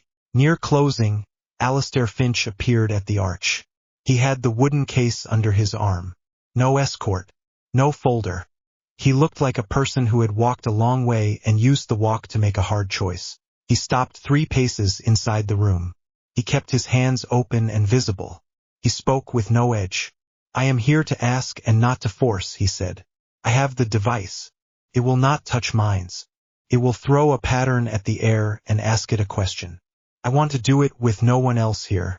If I can return with numbers, I can stand in front of a door for days. If I go back with nothing, they come with me and they will not be kind. Hermione looked at him. You pick the table. You do not step past the front row. You tell us every switch you touch. She turned the sign to closed and slid the bolt. Alistair nodded. Thank you. He set the case on the front table and opened it. The same rod with rings. He waited until they were all in view. He clicked the end. A tone came up and sat there. He moved the rod a fraction. The tone climbed. He moved it back. It fell. He looked at the readout with no smile and no frown. Harry stood still and did nothing. He held the scent down so hard it did not exist. Alistair lowered the rod. Then he did something new. He took a second device from the case. It looked like a narrow frame with a wire mesh. He did not lift it yet. He spoke. This is the counter lattice. It will not invade anyone's head. It sets up a simple field. The idea is to stop false surfaces from sticking. If nothing is false, nothing should change. I want to place it on the table and pulse it for 2 seconds. Then I turn it off. That is all. Hermione's chin came up a notch. Who built it?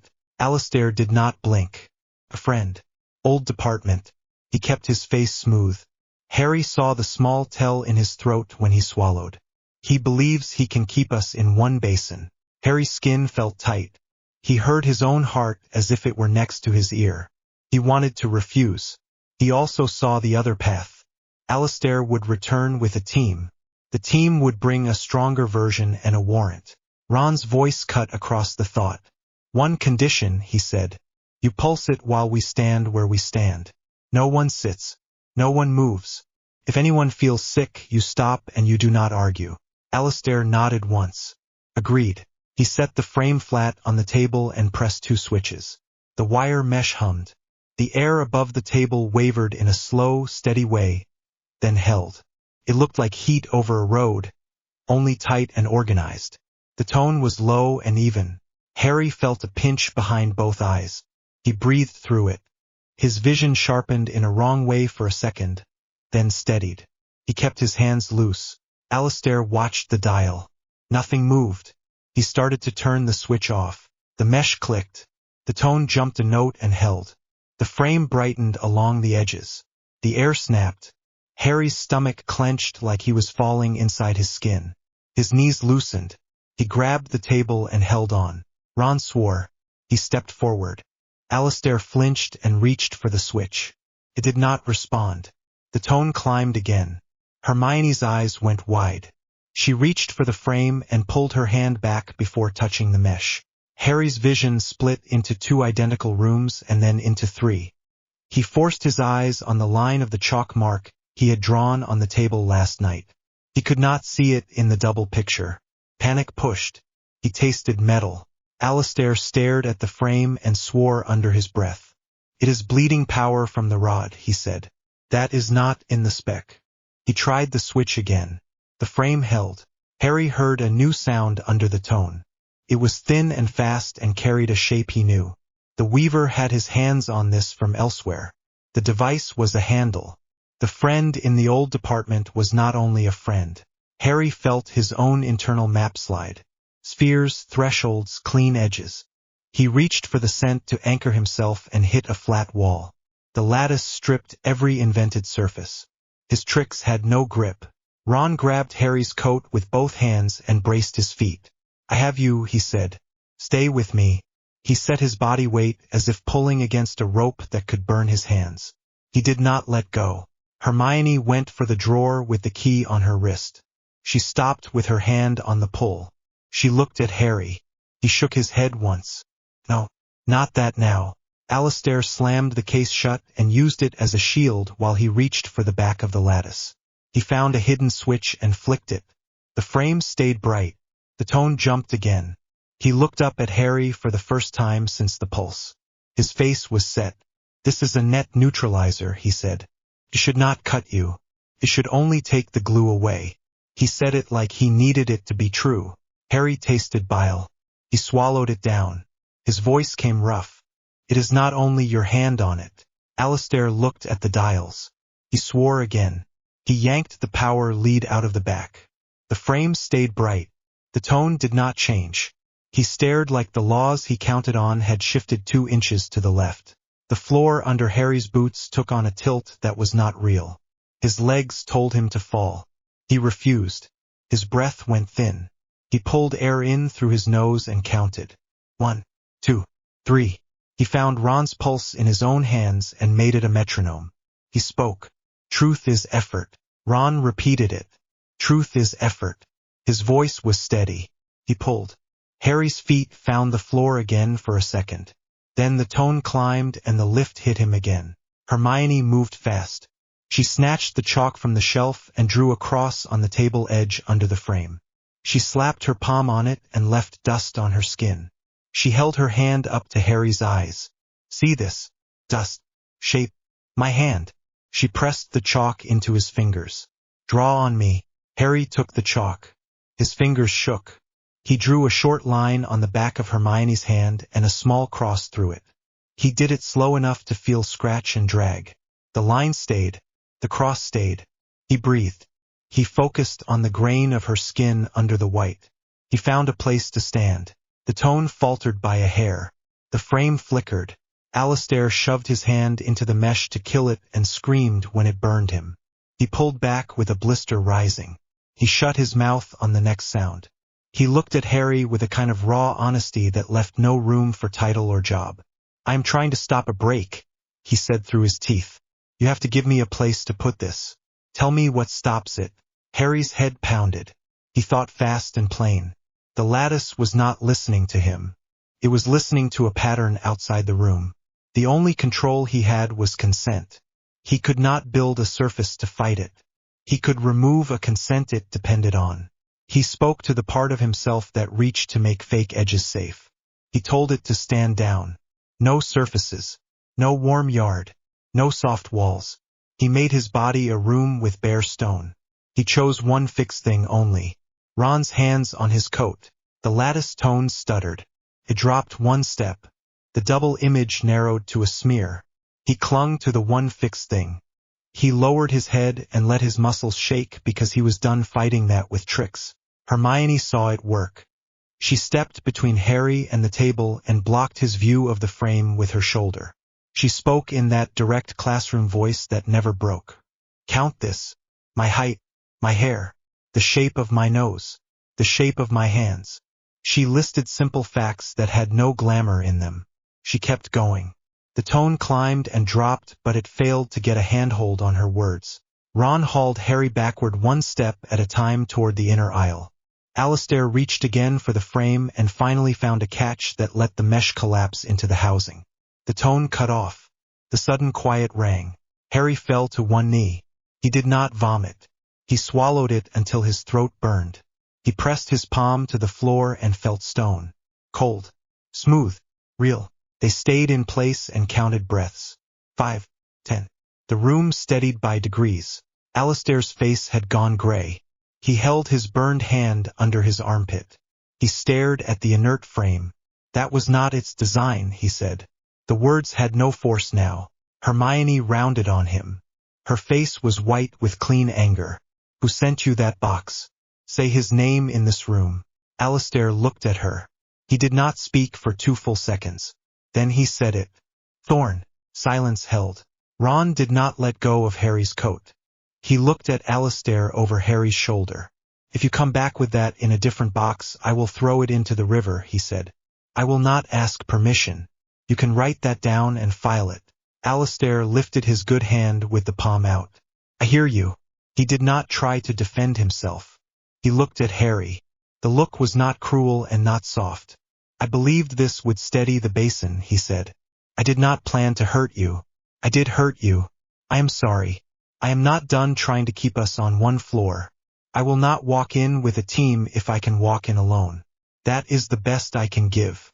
Harry pushed himself to his feet. He felt blood in his face again. He felt the blunt spot behind his eyes where the pain had been. He looked at the line on the table. It was still there. He looked at Ron and Hermione. He looked at Alistair. "You brought a door he did not need my consent to open," Harry said. "Do not bring another. If you think you have to, send a line first and let us leave. If you do not, you will make me choose the street over the school." "I do not want to choose that." Alistair nodded. The nod looked like it cost him something. He closed the case with his good hand and picked it up. He did not try to touch the rod. He walked to the door. He unlocked it. He paused with his hand on the frame. He spoke without turning. You are not alone even when you want to be.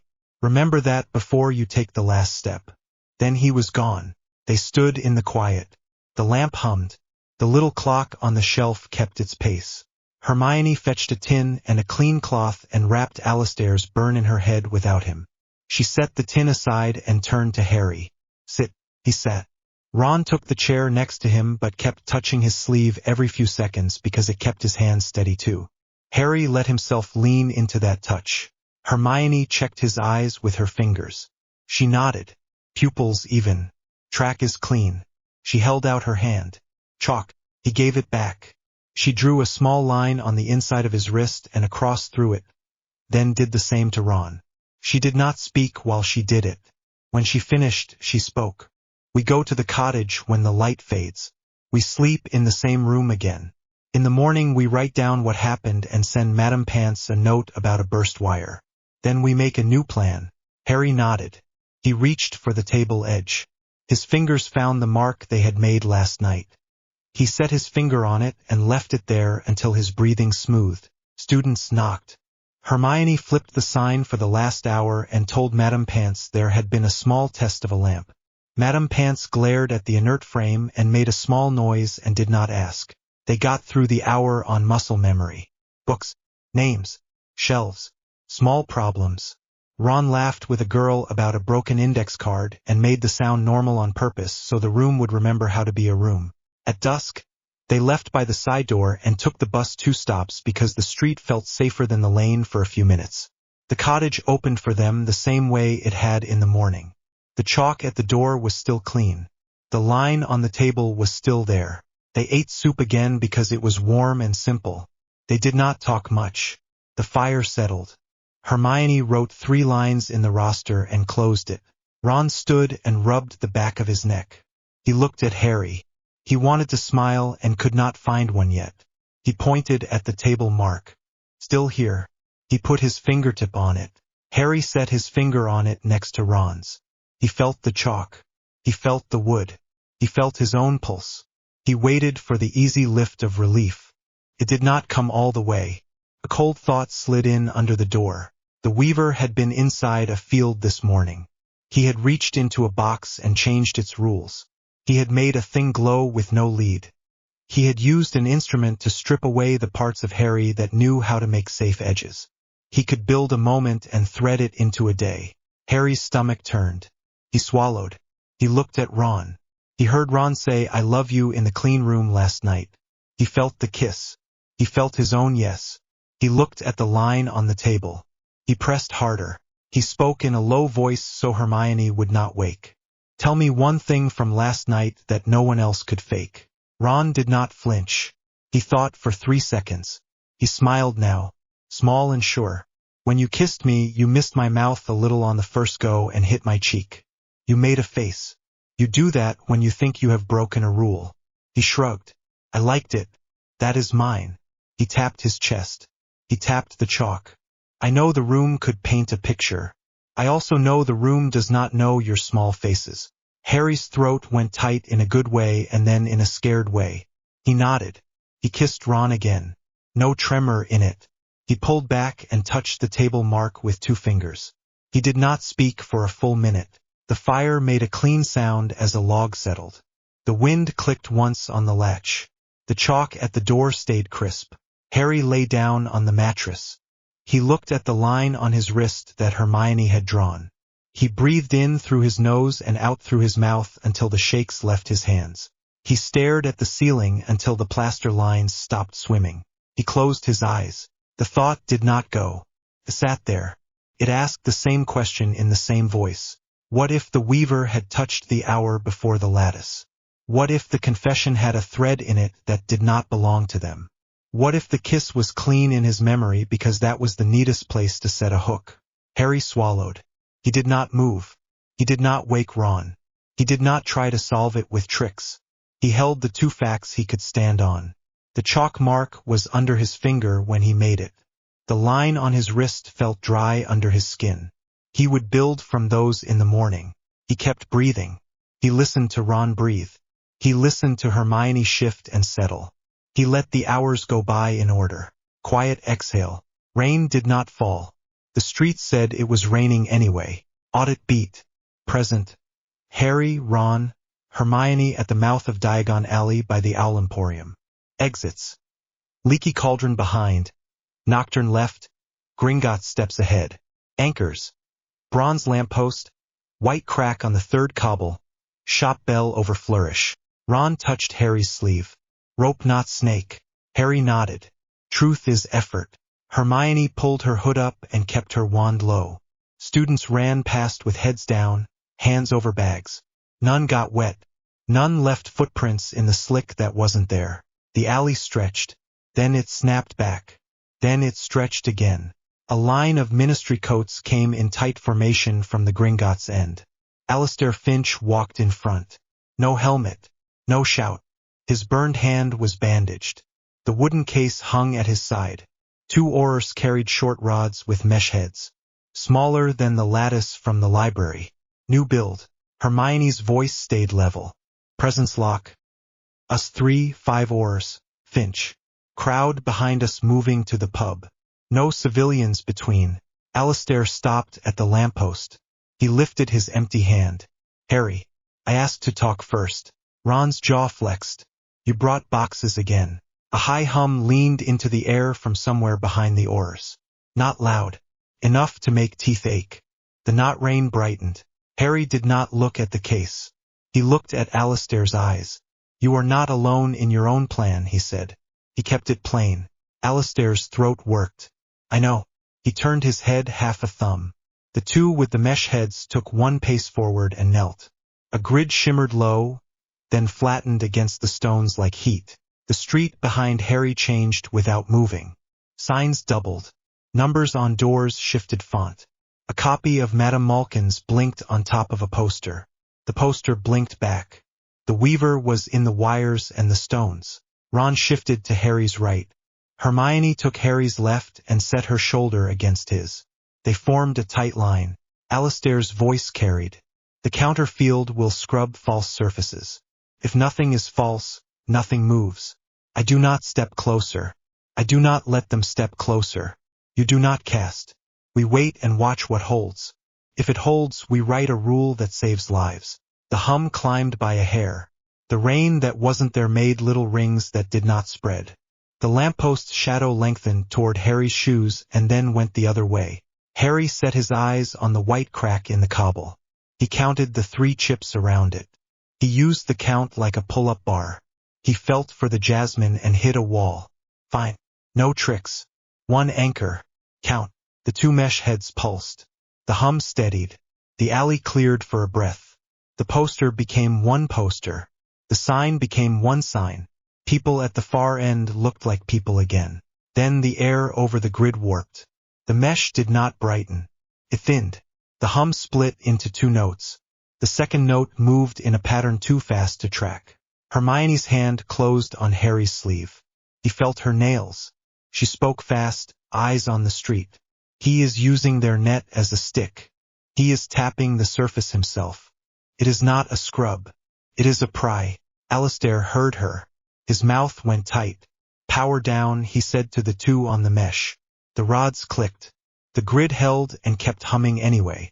The alley shifted hard. The ground under Harry's feet tilted right, then left. His ankle tried to give. Ron's grip stopped him going down. Ozone cut the air. Shop glass buzzed. The lampost's base slid 3 inches without moving. Harry spoke to the stones like speaking to a spooked horse. This is a street. He said it slow. Stone. Iron. Paint. He refused the second note like refusing an offered hand. He did not add any scent. He kept it bare. The tilt eased for a breath. A boy near the pub screamed. Not pain. Panic. He saw the ground open that had not opened. Hermione snapped her wand up and fired a bright blue arc without a word. It drew a clean line across the stones and made a sound like a struck string. The line shone. Civilians stopped at it as if it was a rope.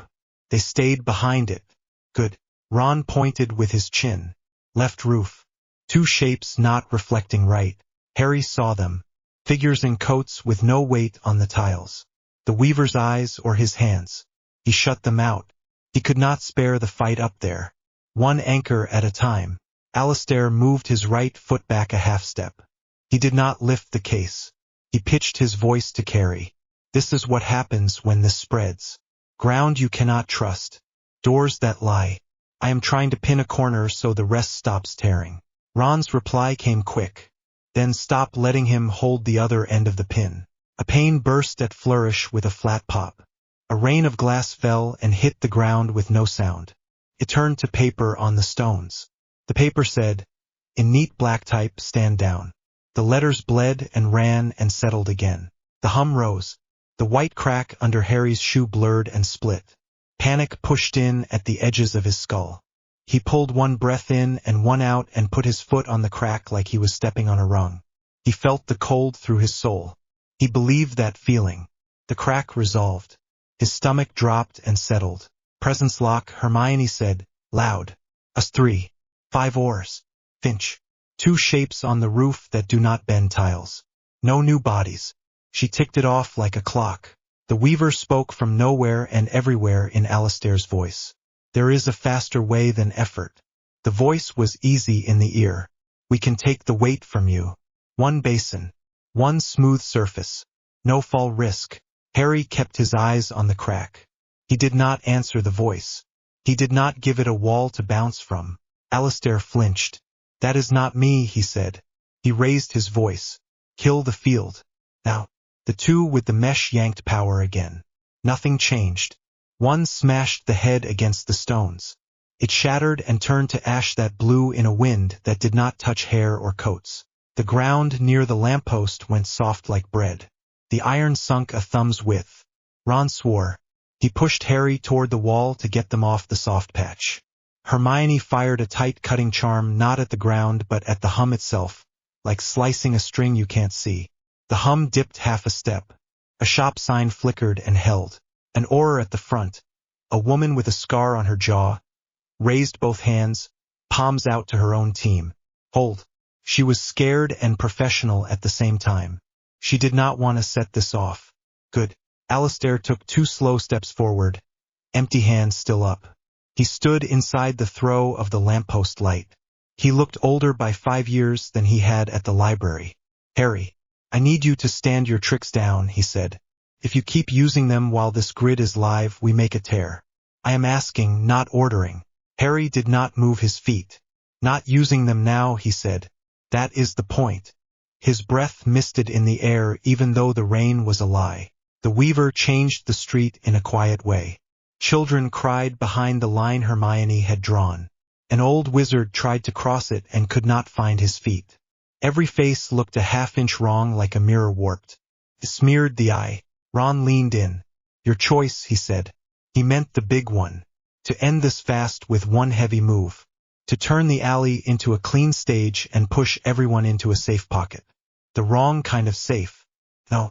Harry tasted metal again. He wanted the yard. He wanted to step them all into it and shut the door. He did not. He chose the slow way. He raised his voice. Anchors, he called to everyone in the street. He pointed hard. Lamp, bell, stone with the white crack. He spoke like a coach on a pitch. Say them. Out loud. He made them name what was real. People obeyed because the voice gave them something to do. The sound changed the air. Words laid weight. The hum faltered for 1 beat in 4. The street held on that beat. Alistair's eyes flicked to the case. He hated the timing of his next choice. Harry saw it. He saw the calculus. Out of time, civilians in play, team at risk, the weaver already using the grid. Alistair picked the least bad move and knew he would live with it. He took the second frame from the case. Smaller. Braced to 1 hand. He did not point it at Harry. He threw it at the ground between them. It bit the stones and flared. A clear dome snapped up to waist height with a tight crack. It cut the hum inside its circle. The not rain stopped inside it. The fake posters went blank inside it. It made a true bubble the size of a hay bale. The weaver pushed at the edge like a palm on glass. The dome shivered and held. Alistair looked at the dome with raw relief and fear. He had something he could show in a room later without lying. He had also drawn a target. A shadow dropped off the roof with no weight. It fell through the dome like ink into water. It hit the stones and stood. Not a person. An outline. Two eyes like watch crystals. Cocked its head like a bird. Ron did not let Harry go. He spoke without moving his mouth. That one is his hand. Not a shell. It will try to tag us. Hermione pivoted and sent a Patronus without a word. Not as a shield but as a flare. Bright silver flooded the dome. The thing did not burn. It stuttered, then flowed around the light like liquid shadow. It reached for Alistair. Harry moved.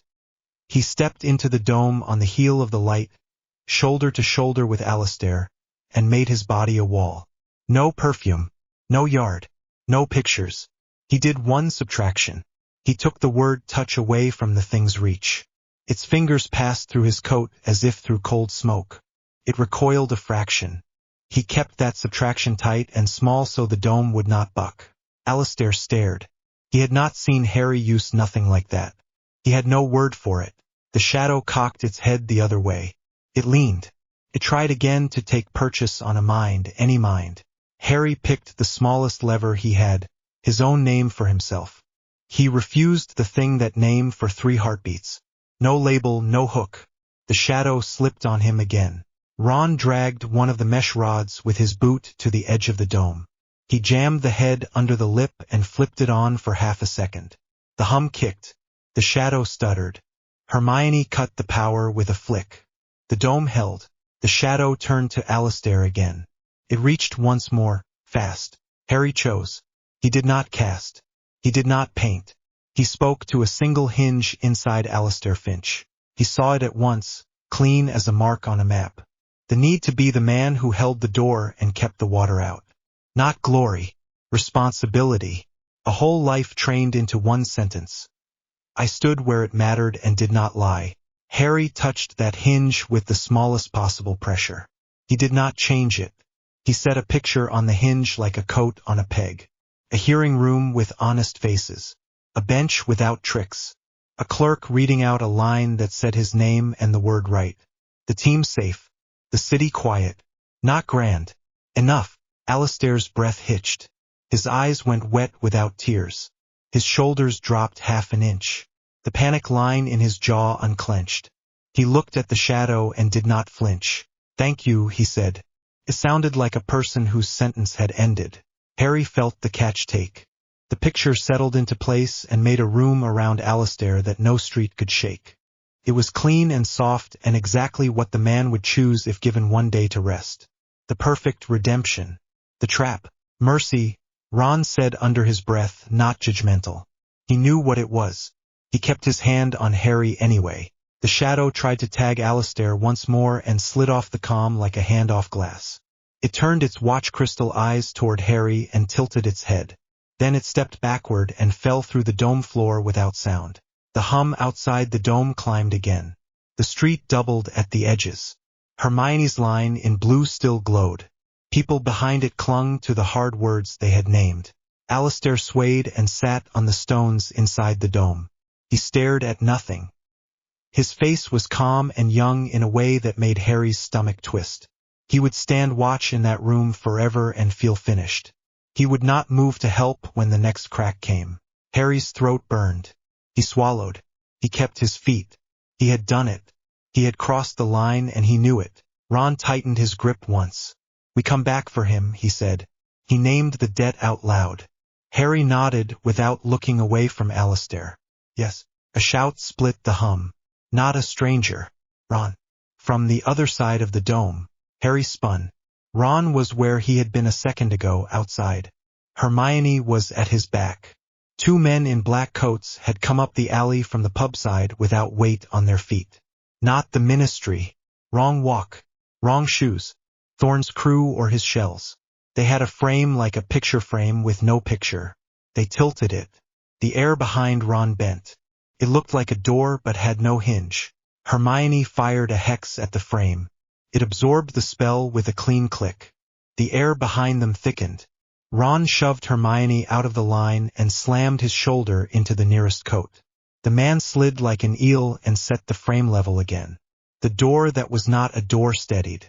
Harry hit the dome edge with both hands. It was solid. The frame in the street had made a true bubble. He could not pull them through from here without tearing the whole alley.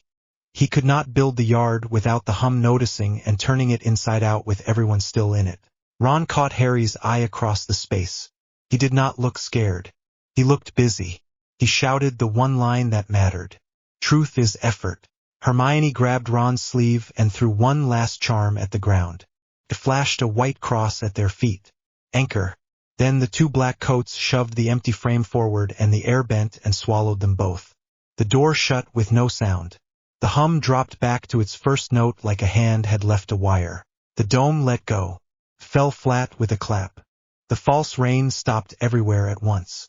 The alley shrank to its real size. The lamppost stood where it should. The white crack looked like a scratch again. Civilians cried like people after a near miss. The Auror with the scar swore and started barking calm orders. Harry walked to the place where Ron and Hermione had stood. The cross Hermione had flashed was still there, faint in the wet that had not been wet. He knelt and set his hand on it. Felt like cold stone. He breathed. His hands shook. He closed them. He opened them.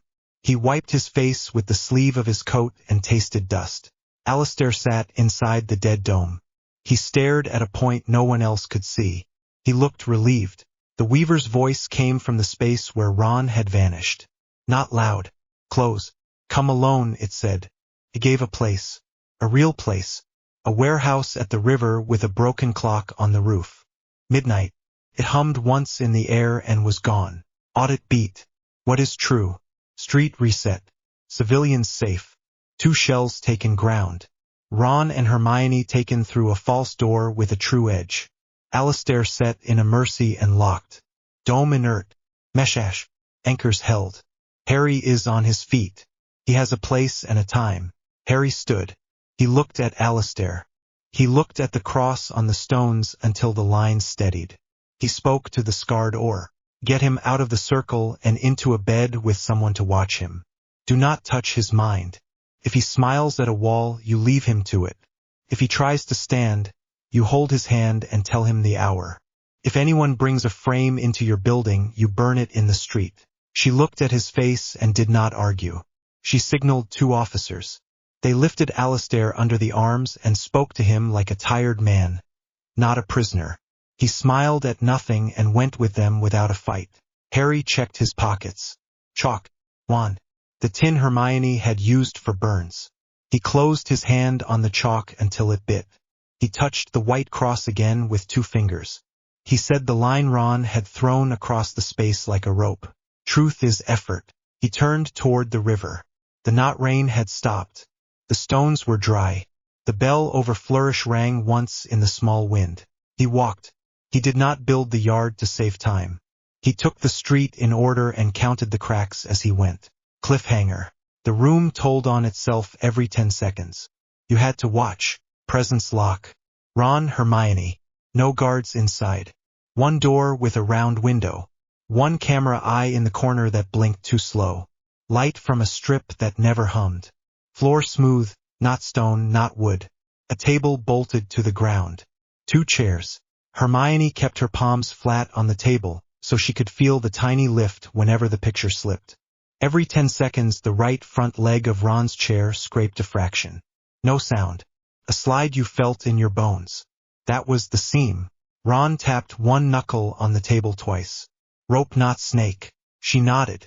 Truth is effort. They named anchors aloud and did not stop. Table. 2 cups. 1 dent on the edge. Door. Round window. Ron. Hermione. The list kept shape in her mouth. Ron looked well enough. Pale around the mouth, eyes steady. He checked her face before he checked the door. Good. He leaned back and kept his voice low. He will try soft first. I know, she said. She did not move her hands. Tell me something stupid you did when you were 12. He snorted.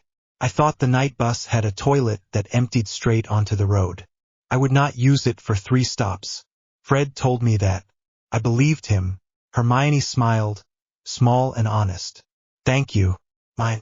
I took a book from the top shelf in Flourish with Magic when no one was looking. I put it back after reading in the aisle and still felt guilty for a week. They breathed easier after the small truths. The round window in the door changed its reflection. It gave them the room back a half-beat late. Hermione watched the delay and let it pass. Footsteps approached and stopped. The latch did not turn. The window darkened. A voice came through the small speaker in the ceiling. Calm. Professional. Not unkind. We will keep this civil, Miss Granger. Mr. Weasley. I prefer courtesy where it is possible. Hermione met Ron's eyes. Presence lock again, she said. Say it. Ron said the names. He added one more for himself. Mum's kitchen clock with the hand that points at us. He did not close his eyes when he said it. The voice had no accent you could pin to a street. You have already built the rule set, Miss Granger. Address, presence, spatial anchors. Good. I intend to show you something that makes those rules easier to keep. I am not your enemy. Pain makes enemies of people who might have built a bridge. Ron rolled his shoulder and did not look at the ceiling.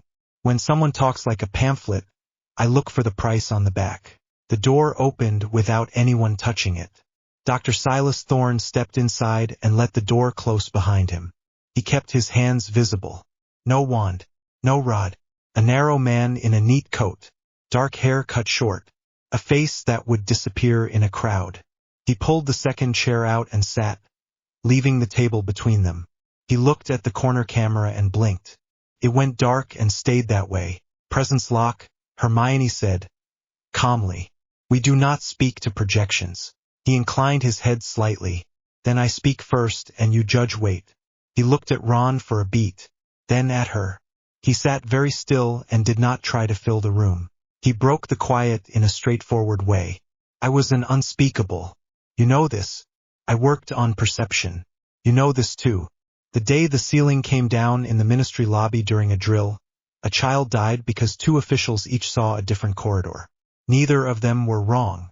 Neither of them were right fast enough to help. He did not look away from the table when he spoke. I can tell you her name because it is public record. Ava Brock. She wore a red jumper with a rabbit on it. He said the details as if he had spent years sanding them to a flat surface so they would not cut. I was the man with the map that failed to matter. Ron did not give him sympathy. Maps tell you distance, he said. They do not grow hands. Thorne's mouth moved as if he almost smiled. And so I tried to grow hands for maps. He tapped the table once. This is not a sermon. I have no patience for them. I saw a system where people died because surfaces lied. I set out to remove lies. He sat back. The ministry likes cleaning more than changing. I built a basin. One floor. One set of rules. No outliers, no tier points. I called it the multiverse unveiled because I was young enough then to name things badly. He said the name with a dry tone as if he knew it was too large and could not be taken back. Then the war ate budgets and rooms. I kept a lab when I should have kept a bed. I said yes to people I should have kept at the door. Hermione breathed. That old, tired truth. The one that tied too many things. She kept her voice flat. You want to enclose the world and sand every edge until no one stubs a toe. He did not flinch. I want the floor to hold. I want people to step and not fall. And take their choice with it, Ron said. Thorne looked at Ron. Choice is a word we use to feel taller than gravity. He said it as if he were diagnosing a fracture. Hermione felt the subtle shift in the air and cut across it. Audit beat. Present. Ron. Hermione. Thorne. One camera dead. One door. She said it like a nail. Then she met Thorne's eyes. You know what you did in the library? His reply was simple. I pushed a lattice that should have cut false surfaces. Cut your friend's footing instead. That is on me. He said it without theater. I expected you to file that sentence as a trick. I am saying it anyway. Ron watched him like you watch a broom you do not trust. Why take us and not him? Thorne did not hide the calculation. Because he will come. Because if I took him, he would break a wall to reach you and break a few more to make sure it stayed down. If I take you, he will try the door first. He made a small move with his fingers. Doors are kinder to streets than walls. He looked at Hermione again. I do not want him to break the street. Hermione kept her mouth shut. She did not give him the argument he wanted. She asked for facts. This place. Where are we? He folded his hands. Not far. A cut room near the river with a clean threshold. The unveiled sits beneath it. If you walk through a door tonight, you will not come back into this room. You will step into the last place I built when I still believed I could save everyone by tidying the floor. He looked away when he said everyone. Ron heard the crack behind the words. He pushed, once. Who did you not save? Thorn. Thorn's face went still in the way of someone who had rehearsed this part and never found a way to make it shorter. He blinked once. My wife. He said the two words with no cushion. She liked walking on high places. She liked the wind. A stone gave. She fell. People told me it was an accident. He lifted two fingers and let them fall. I do not like the word accident. It is the sound we make when we cannot bear to say that surfaces are not loyal to us. He lifted his eyes to Ron. I decided to make surfaces loyal. Hermione pressed her tongue to the roof of her mouth to stop the heat behind her eyes from rising. She did not give Thorn the comfort of having moved her. She made the next part clean. And so you build a world where no one chooses a difficult climb and no one knows the wind.